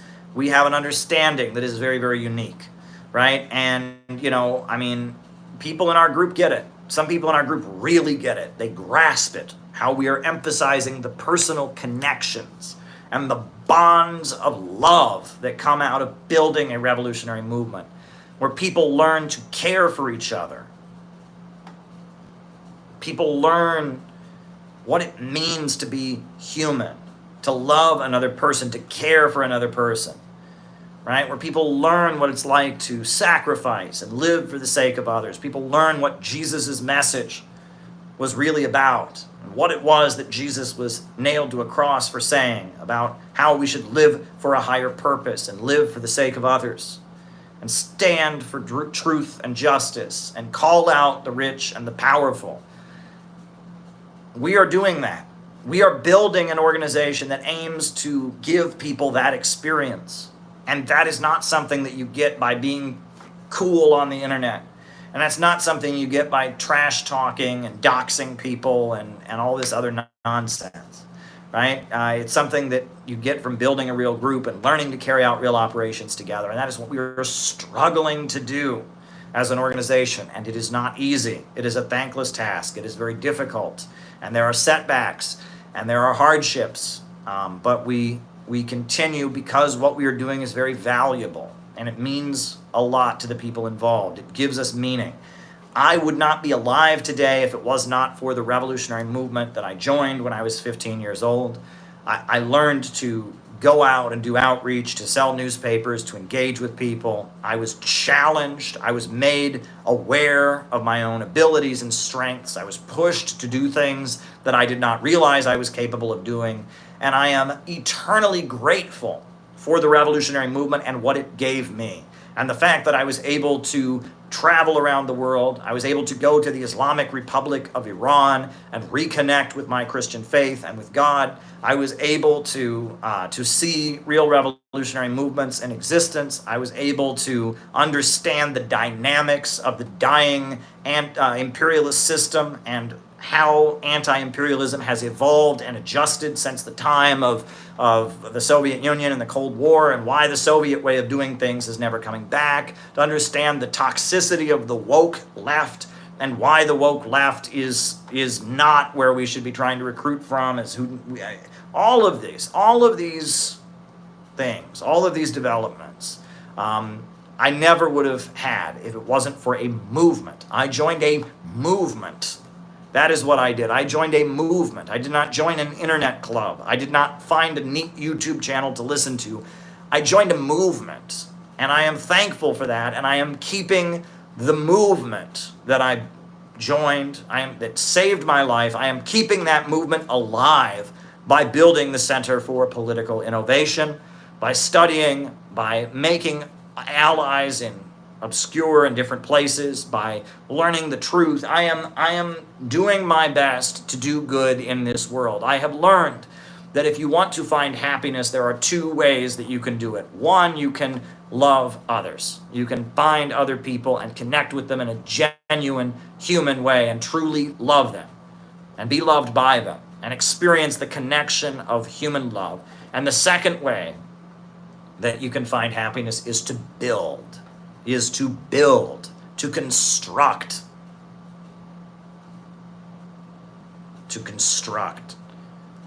to change the world around you and improve it, to express the spiritual forces within yourself by creating something in the real world, by joining with others to change the world, to construct, to build. That is the second way you can find happiness. And When I look at Chairman O'Malley and I hear his granddaughter speak, and I see the families that grew up in his movement here in St. Petersburg, Florida, that have been working with him for decade after decade, I see those two forms of happiness. And I understand that this will be the basis of the new society that comes into existence. When we move from the decaying imperialist system and when we reach a socialist or innovationist society, we will see human love and connection expand on a higher level. We will see human construction and creativity expand on a higher level. And the result will be a massive expansion in human happiness. People will be happier than ever before because they have been empowered to build and they've been enabled to love and connect with each other. And I'm inspired by that. I'm inspired to keep building the Center for Political Innovation, our organization, to keep carrying out the hard work that needs to be carried out, to build, to construct, and I'm inspired to keep looking toward the future and keep engaging with all of you. Never back down from what I am doing, but keep engaging, keep focusing, keep expanding opportunity, keep aiming higher, keep organizing, keep engaging in acts of solidarity with people that we can learn from, like Chairman O'Malley. I am absolutely inspired by everything I see here, and I'm inspired. I'm going to go back to the Uhuru House tomorrow, and on top of that, I'll be at the courthouse on Tuesday morning. We must do everything we can to stop the railroading and free the Uhuru 3. So on that note, folks, names and locations, I will call you all out as I see you. Names and locations. Who is with us tonight? Names and locations. Names and locations. Moppin' Time in Scotland, welcome. Aziz Sydney in Australia. Hands Off Uhuru, Jenny Lynn, JT24 in Mississippi is with us tonight. Welcome, welcome, welcome. Tampa, Florida, Herb Bryant. Well, Herb, you ought to come to the Uhuru House tomorrow at 4 for the event. You ought to come to the courthouse. Scotland, Detroit, Michigan, Patch in Arizona, Morgan in Philadelphia, Omar Rana in Toronto, Earl Limbo, Seasoned Noob in China, Dublin, Ireland, Anthony Carroll, welcome, welcome, welcome. Tony in Tasmania, St. David's, Bermuda, Tyblee in Pennsylvania, Mahatma in Phoenix is with us, Ian Chester in England is with us, Patrick in Maine is with us, Kathmandu, Nepal, Dynadai is with us, Toei in Sweden is with us, Mohsin from Iran is with us. Names and locations, folks. Names and locations. I will call you all out as I see you. Ellie in Chicago is with us. You are here in spirit, Ellie. Stay strong. Thank you for all that you do. You do so much for our organization. Thank you. Names and locations. First Amendment in Detroit car. Jagger in Tampa. Welcome, Jagger. If you're in Tampa, you should come to the Uhuru House. It's a close drive. They're having a community event tomorrow at 4. I'll be there. Very, very good. Very, very good. Names and locations, folks. Names and locations. I will call you all out as I see you. Names and locations. Who is with us tonight? Names and locations. Names and locations. Who is with us? Who is with us? In Bowery Flophouse next week, says Kinkle. Well, Kinkle, feel free to give me a heads up. I'm in New York City. That's where I'm based, so I'd be happy to see you. We've met before. It's always been pleasant. Very good. Names and locations. Names and locations. South Korea. Alan Rice is in South Korea. Welcome, Alan. Good to have you with us. Eli from Chicago. Welcome, Eli. Scott in Maryland. Welcome, Scott. Good to have you with us. Names and locations. Names and locations. Leslie, Queensland in Australia is with us. Welcome, Leslie. Good to have you with us. Names and locations. Names and locations. Who is with us tonight? Names and locations. Names and locations. Juan from Tucker, Georgia. Welcome, Juan. Good to have you with us. Names and locations. Names and locations. All right. All right. Well, now I only have one super chat that has come in, and it's a good one. I mean, it's a fair question. But I would request that people send more super chats to give me more to talk about, because if not, I'm going to have to end this pretty quickly. I guess, I've got a book to read, I've got a bathtub here in my hotel room, but I'd really prefer to be on here answering your questions for a while longer. So if you could send super chats and give me something to talk about, I will read them off of my computer screen that I have over here. That would be a much more pleasant way for me to spend the evening tonight than just simply sitting in the bathtub reading a book. David in Nevada. So if you can send more super chats and get me talking, that would be great. You can't send Rumble rants tonight because we are not on the Rumble tonight. We are only on YouTube because I am using my phone tonight to do this because I'm in the hotel room, and I figured that would be the best way because the wireless here is a little bit spotty, and I didn't know how stable the Wi-Fi connection to the internet would be, so I wanted to use the phone internet, so we could have the the cell service and all of that to make sure that I was not interrupted, that you all were able to hear me. I had a feeling that it wouldn't work out too well if I used the regular internet, on my computer. That's why I'm here. I do have it on my computer screen, and so I can read the super chats that have been sent. So if folks could send more super chats, that would be appreciated, because I have plenty to say.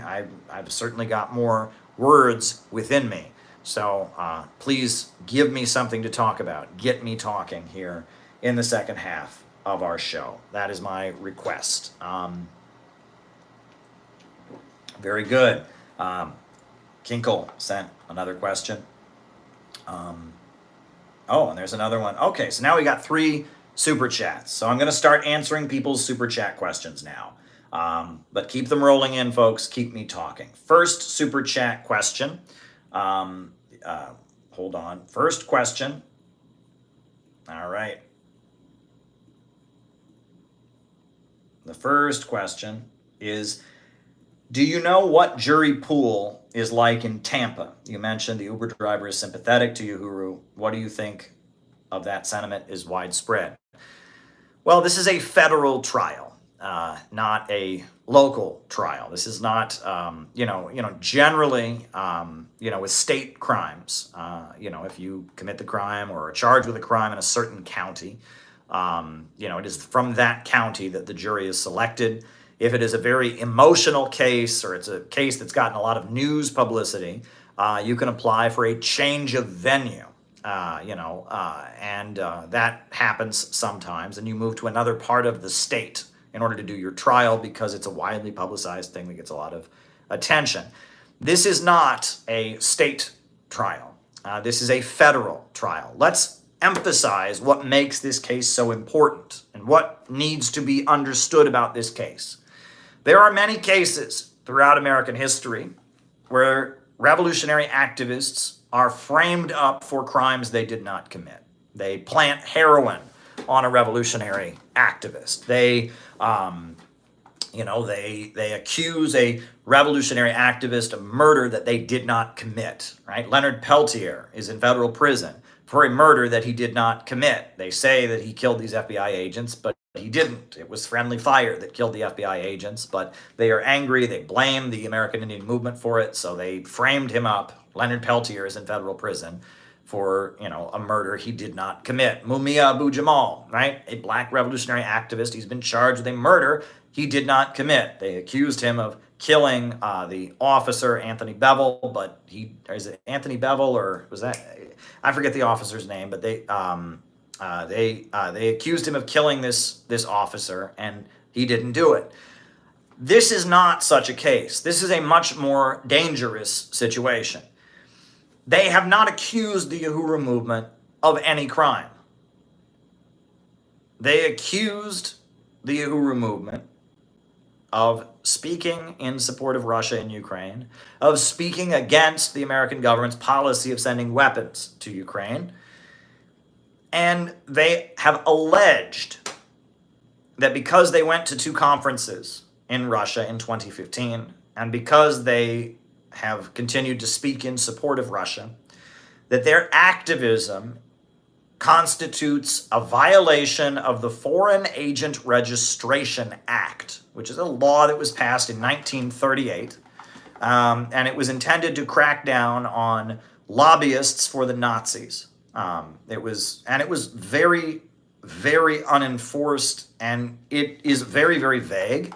And the way they teach FBI agents about it is that we just don't enforce it. You don't even have to learn about this. We just don't enforce it. It is a vague law that just says if you're acting on behalf of a foreign principal or a foreign government, you have to register. And it specifically has an exception for the media, and it says the media does not have to register. And it's a law that has been, they've enforced it 7 times in its entire history because it's so vague and it's not enforced at all. A great example is the Israel lobby, right? The American Israeli Political Action Committee and the many nonprofits, NGOs, and groups funded by Israel that operate within the United States. They are not registered, and they act as foreign lobbyists. They brag when they get members of Congress defeated. They take credit for it, and no one bothers about it. Right? Israel blatantly violates this law. It says if you're working on behalf of a foreign government, you have to register. But it's fine, whatever. And that there are all kinds of businesses in America that do business in other countries. And those businesses lobby Congress all the time to change the laws. Look, say Walmart has a bunch of stores in Brazil. Let's say that Walmart has some stores in Brazil. Good for them. So Walmart, they lobby Congress to put less sanctions on Brazil because they want to make more money with their store and have less taxes and, import fees and stuff like that. Is that illegal? Well, it's not clear. I mean, maybe if you read the Foreign Agents Registration Act, that might be illegal because they are technically lobbying on behalf of Brazil, but it's their own interest. And it is a law that is extremely hard, extremely difficult to enforce and even explain what it means. But they used this law against an elected official in the Trump administration, against allies of Trump. They intimidated them with this law, got them to sign plea deals with it. They forced RT America and Sputnik Radio to register. We were forced to register as foreign agents. The company RT America, TNR Productions, was forced to register. And now they are using it to prosecute Chairman O'Malley and the People's Democratic Uhuru movement. And it is deeply, deeply wrong. And it is a source of outrage. Everyone should be outraged about it, should be furious about it. It is deeply wrong what they are doing, and it must be opposed. And that's why the case is so disturbing. Now, it is a federal case, and so it is a federal jury. So they could be selected from anywhere throughout the federal court district of Florida, right? Anybody could get a jury summons and be summoned. There will be, from what I understand, 100 potential jurors, and they will narrow it down to 12 tomorrow or on Tuesday. They expect that the trial. And I'm answering, this is Kinky's question. How long will the Uhuru trial go? They're expecting it to be a month-long trial, is what they are expecting. A trial that will last 1 month is the predicted length of the trial, which is interesting to me because often federal court trials last for a year or last many months. So that makes me wonder, what's going on here, right? Does the prosecution not have much of a case? Because, this doesn't seem to be a case that, if they really have got evidence that, the Uhuru movement acted as foreign agents and all that, wouldn't they go on for months proving? This whole thing to me looks, something's up here. I don't know what's going to happen on Tuesday. I really don't. And, my hope is that at some point after the trial starts, the prosecution will withdraw the case. And that happens, right? Because a loss in federal court would be a big career killer for any U.S. Department of Justice attorney, right? A federal attorney losing in federal court, losing a jury trial is a huge career killer, right? Because juries so rarely acquit. And the overwhelming majority of cases in federal court, just like in state courts, never go to trial, right? So most of the time, the federal government charges you with, every crime you ever heard of, and you plead guilty to a lower level offense, and then it doesn't go to trial. Very, very rarely do cases go to trial. And from what I understand, the federal government really doesn't want to go to trial. They have made all kinds of offers to the Uhuru movement to not bring this case to trial because they are scared. And the Uhuru movement says, no, we didn't do anything wrong. We are going to take this to court because and they are standing firm. And my hope is that the prosecution will just say, you know what, and that happens, right? That rather than risk a loss in federal court, that the prosecutor will think, you know what, I don't want to ruin my career here. There are very rarely cases in federal court that go to trial, and very rarely is there a chance that the prosecutor will lose. But this is one of those times, because if the jury has any sense of freedom of speech or the American Constitution or civil liberties, they're going to have to acquit Chairman O'Malley, Jesse Neville, and Penny Hess. And that prosecutor is going to go down. His reputation will be as a prosecutor who lost a case in federal court. So my hope is that he says, you know what, I'm not going to risk my career just to harass the Uhuru movement. That's my hope, right? Is that he will say, you know what, fine.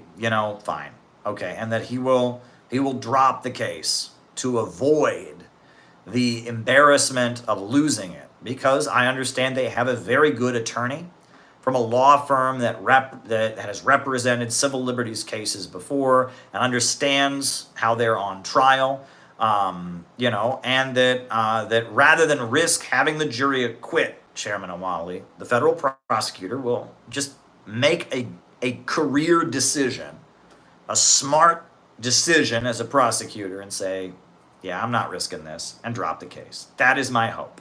We shall see. However, I will tell you that if they proceed with the trial, if they are able to convict the Uhuru movement, there will be more prosecutions. They will prosecute other people. They have already raided the home of Scott Ritter. They have already charged Sumi Terry under the Foreign Agents Registration Act. They've already grabbed Danny Shaw at the airport and confiscated all of his electronics, took his computer, etc. So if they are able to convict the Uhuru movement, that'll be the first of many prosecutions. We're here in Florida, where Marco Rubio, the Republican, conservative, Miami Cuban, anti-communist neocon, where he is based. And he has already taken out an ad in the New York Times calling for more prosecutions under the Foreign Agents Registration Act. He's already called for there to be more prosecutions. He wants to prosecute people leading pro-Palestine demonstrations. He wants to prosecute Code Pink, the activist group. He wants to prosecute, the other groups, and Marco Rubio, if the Uhuru movement are convicted, that will send a message that they can proceed with that.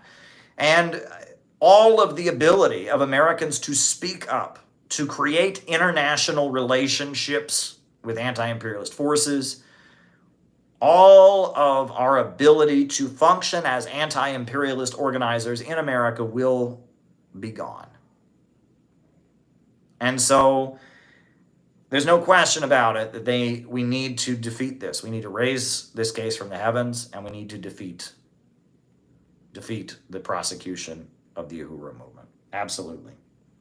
So that is my answer to Kinky's first super chat. The next super chat question is from Perpetus Augustus. Trump's sentencing is scheduled for September 18th. Do you think there's a chance he will actually go to jail? I was thinking about going down there to show support and cover the crowd, but I'm not sure. I don't think that he will go to jail because the Supreme Court ruling that recently happened makes that particularly unlikely. And also, the Secret Service can't go to jail with him. There is upstanding law that says that wherever a former president goes, he has to have Secret Service protection.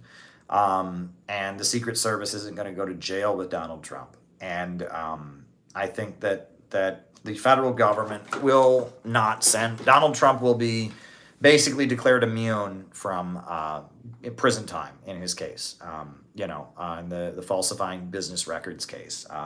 That is my feeling. That they will not be able to imprison Donald Trump. Donald Trump's a very wealthy man and a former president, and the charge against him is falsifying business records. Now, if they do send Donald Trump to jail, he will win the upcoming election, and that would be the best thing they could do for Donald Trump, right? Donald Trump, if they were to try and put him in jail to prevent him from debating Kamala Harris, to have him spend the last couple months of the election behind bars, the amount of sympathy and rage the American people would have at their legal system would be massive. The charges against Trump are so ridiculous. They turned falsifying business records, which is a misdemeanor, into a felony just to convict Donald Trump. The whole thing is ridiculous, and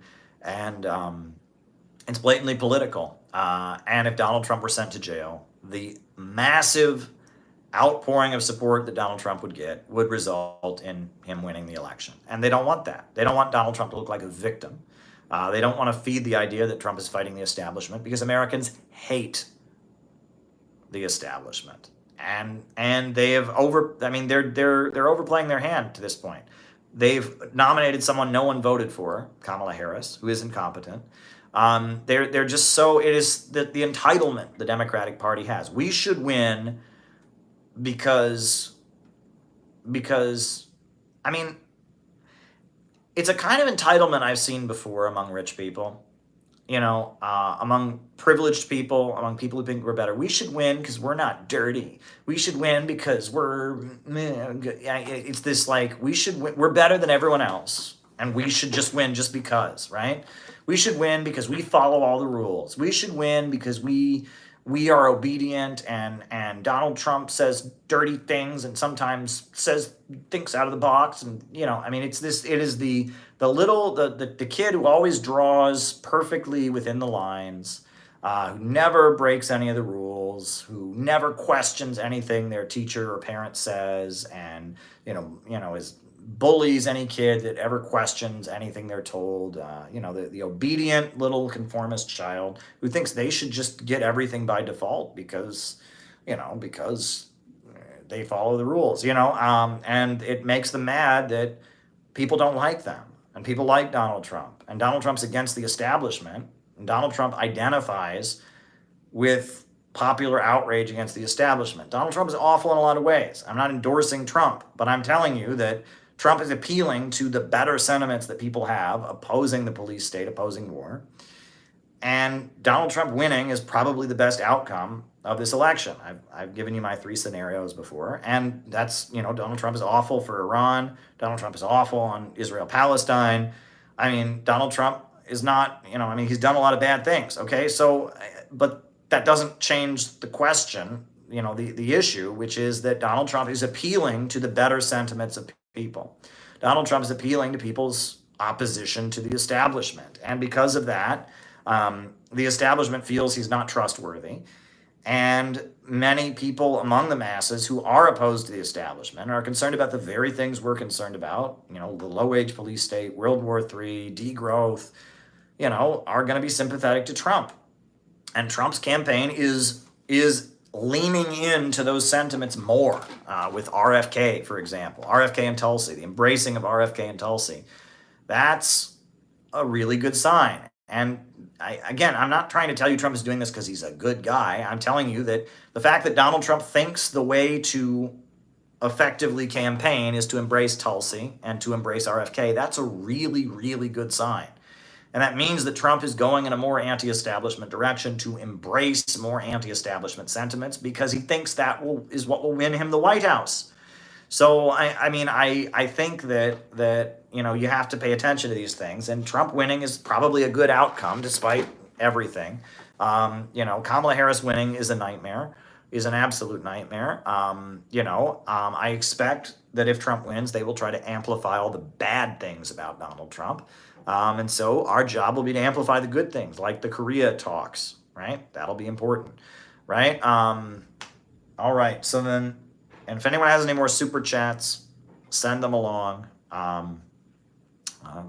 Please, that would be great. I got one more super chat here from Kinkle. And it says, will you be attending the Scott Ritter anti-war rally in Kingston, New York on September 28th? I will be there. So here's my question, all right? I thought that rally was canceled because of the raid on Scott Ritter's home. And but you're the second person who's mentioned it to me, so maybe it is still happening. I guess I didn't get the final word on that rally. I have no reason not to go to that. The other thing is I understand there is now a Rage Against the War Machine 2 rally. They finally did call the date. It was going to be in February. We were all set to go in February. And then now they're going to have one in D.C. that same weekend. The issue is that the end of September is the United Nations General Assembly. And that is the most important week of my job as the New York City correspondent for RT. So my job will have to take priority. I cannot not be available that week. I must be reporting on the United Nations General Assembly.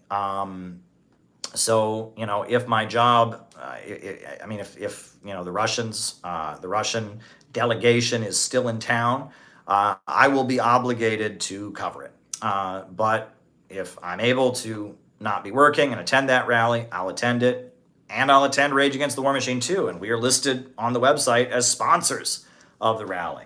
So there you go.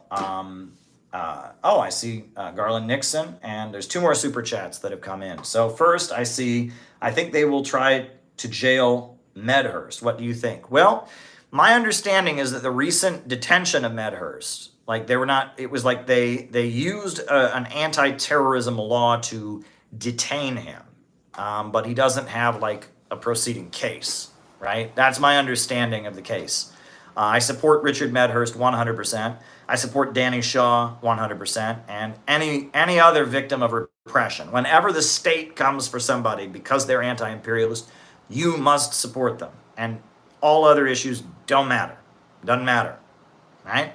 And I'm serious. When they raided Scott Ritter's home, I saw all these people that were mad he met with RFK. What does that have to do with whether or not they should raid his home? Meeting with RFK is not a crime, and I really do want to urge people, if they come for Richard Medhurst, support Richard Medhurst.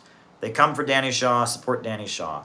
They come for any of us, just support them and don't say anything else.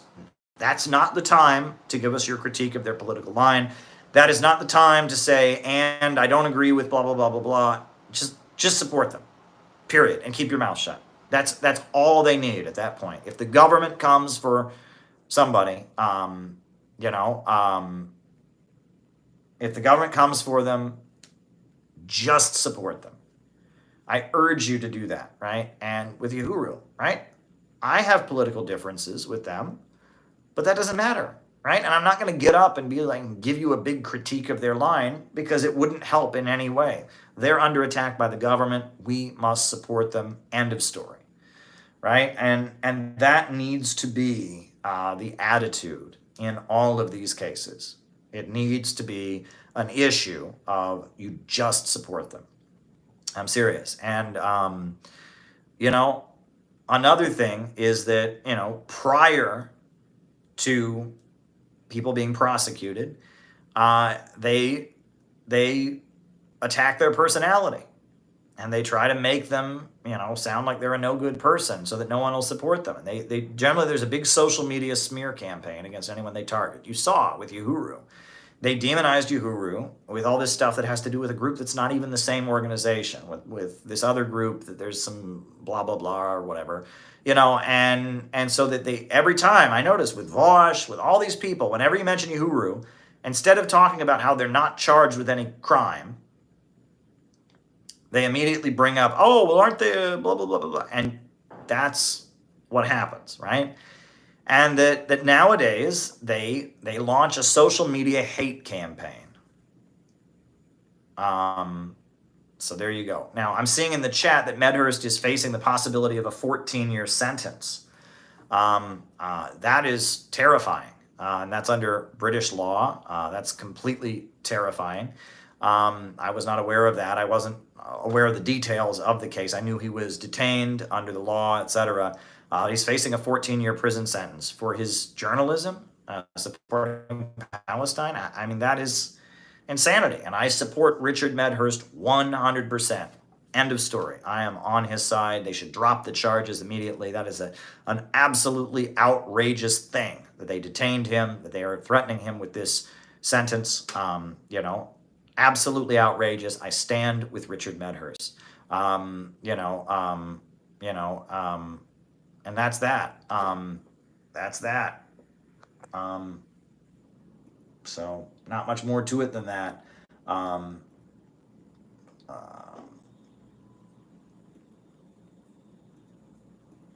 So yeah, not much more to it than that. But you have to support anyone who's under attack. That needs to be the attitude. If they come for one of us, you just support them, and all other issues are irrelevant. And that's the attitude that you have to have. And if you don't have that attitude, things can go very bad very, very quickly. So I support Richard Medhurst, and that's that. I guess, unless there are any further super chats, I will end my stream for tonight. But if there's any more super chats, I'm here to answer them. Still got plenty of voice left. Yeah, I mean, I'm really glad to be here. One thing I have started doing more on the YouTube channel is premiering videos. And that's one thing. One thing that I'm doing is I'm premiering videos on this channel more often, as a way to keep stuff happening on the channel. So I take stuff from the live streams, I make it by topic, I make a shorter clip, and then I premiere it. I'm starting to do that more as a way to highlight different content so it doesn't get lost. I'm doing that. We do the morning messages every morning with the Center for Political Innovation. Submit a morning message. It'd be great if folks could go make a morning message now. We need more morning messages. That would be a great way to do it. We are building for a big anti-war convention in July of 2025. And we want to fill out that auditorium with 400 people. And we set that as a challenge for ourselves because we've had a number of conferences and conventions, 100 to 200 people. But we want to teach ourselves to actually go build and recruit and have massive events. And so in order to do that, we gave ourselves more time. And during that time, we're challenging ourselves to go and learn the art of filling an auditorium. How do we do it? What do we do, right? So we can expand and recruit people, etc. So, mark your calendar for July 12th, 2025. If you're a CPI member, plan on coming to Chicago for a week at least for the surrounding few days, because we're going to have activities throughout the whole event. I know we're going to do something on July 13th afterwards. The Sunday, we're planning an event for that day as well. And we just want to have a massive event in Chicago area in July of next year. And we're planning ahead, right? But we want it to be massive, so we're taking the time to build, to do old-fashioned organizing. There's no shortcuts. You must organize. You've got to just organize, right? So on that note, folks, I don't see any more super chats, but I did want to end this stream by reciting a poem, because I keep emphasizing that the reason Chairman O'Malley is targeted is because he's a builder. So I'm going to recite this poem. On a busy street, in a busy town, I saw them tearing a building down. With a ho-heave-ho and a lusty yell, the men swung a beam and a sidewall fell. So I said to the foreman, are these men skilled, like those you would hire if you wanted to build? And the foreman just smiled and said, no, indeed. Common labor is all that I need, for I can easily wreck in a week or two that which took builders years to do. So I thought to myself as I walked away, which of these roles have I tried to play? Am I a builder who builds with care, measuring life with a compass and square? Am I living my life by a well-made plan and striving to do the best that I can? Or am I that type that scours the town, content with the labor of tearing things down? I've tried to live my life according to that poem. I heard it from an old communist a long time ago, and it really spoke to me. So I guess we're going to end. A new upsurge in the struggle against U.S. imperialism is now emerging throughout the world. Ever since World War II, U.S. imperialism and its followers have been continuously launching wars of aggression, but the people of various countries have been continuously waging revolutionary wars to defeat their aggression. While the danger of a new world war still exists, and the people of all countries must get prepared, revolution is the main trend in the world today. And while the danger of a new world war still exists, and the people of all countries must get prepared, revolution is the main trend in the world today. We need a government of action to fight for working families. We need a government of action to fight for working families. We need a government of action to fight for working families. Dare to struggle, dare to win. Good night.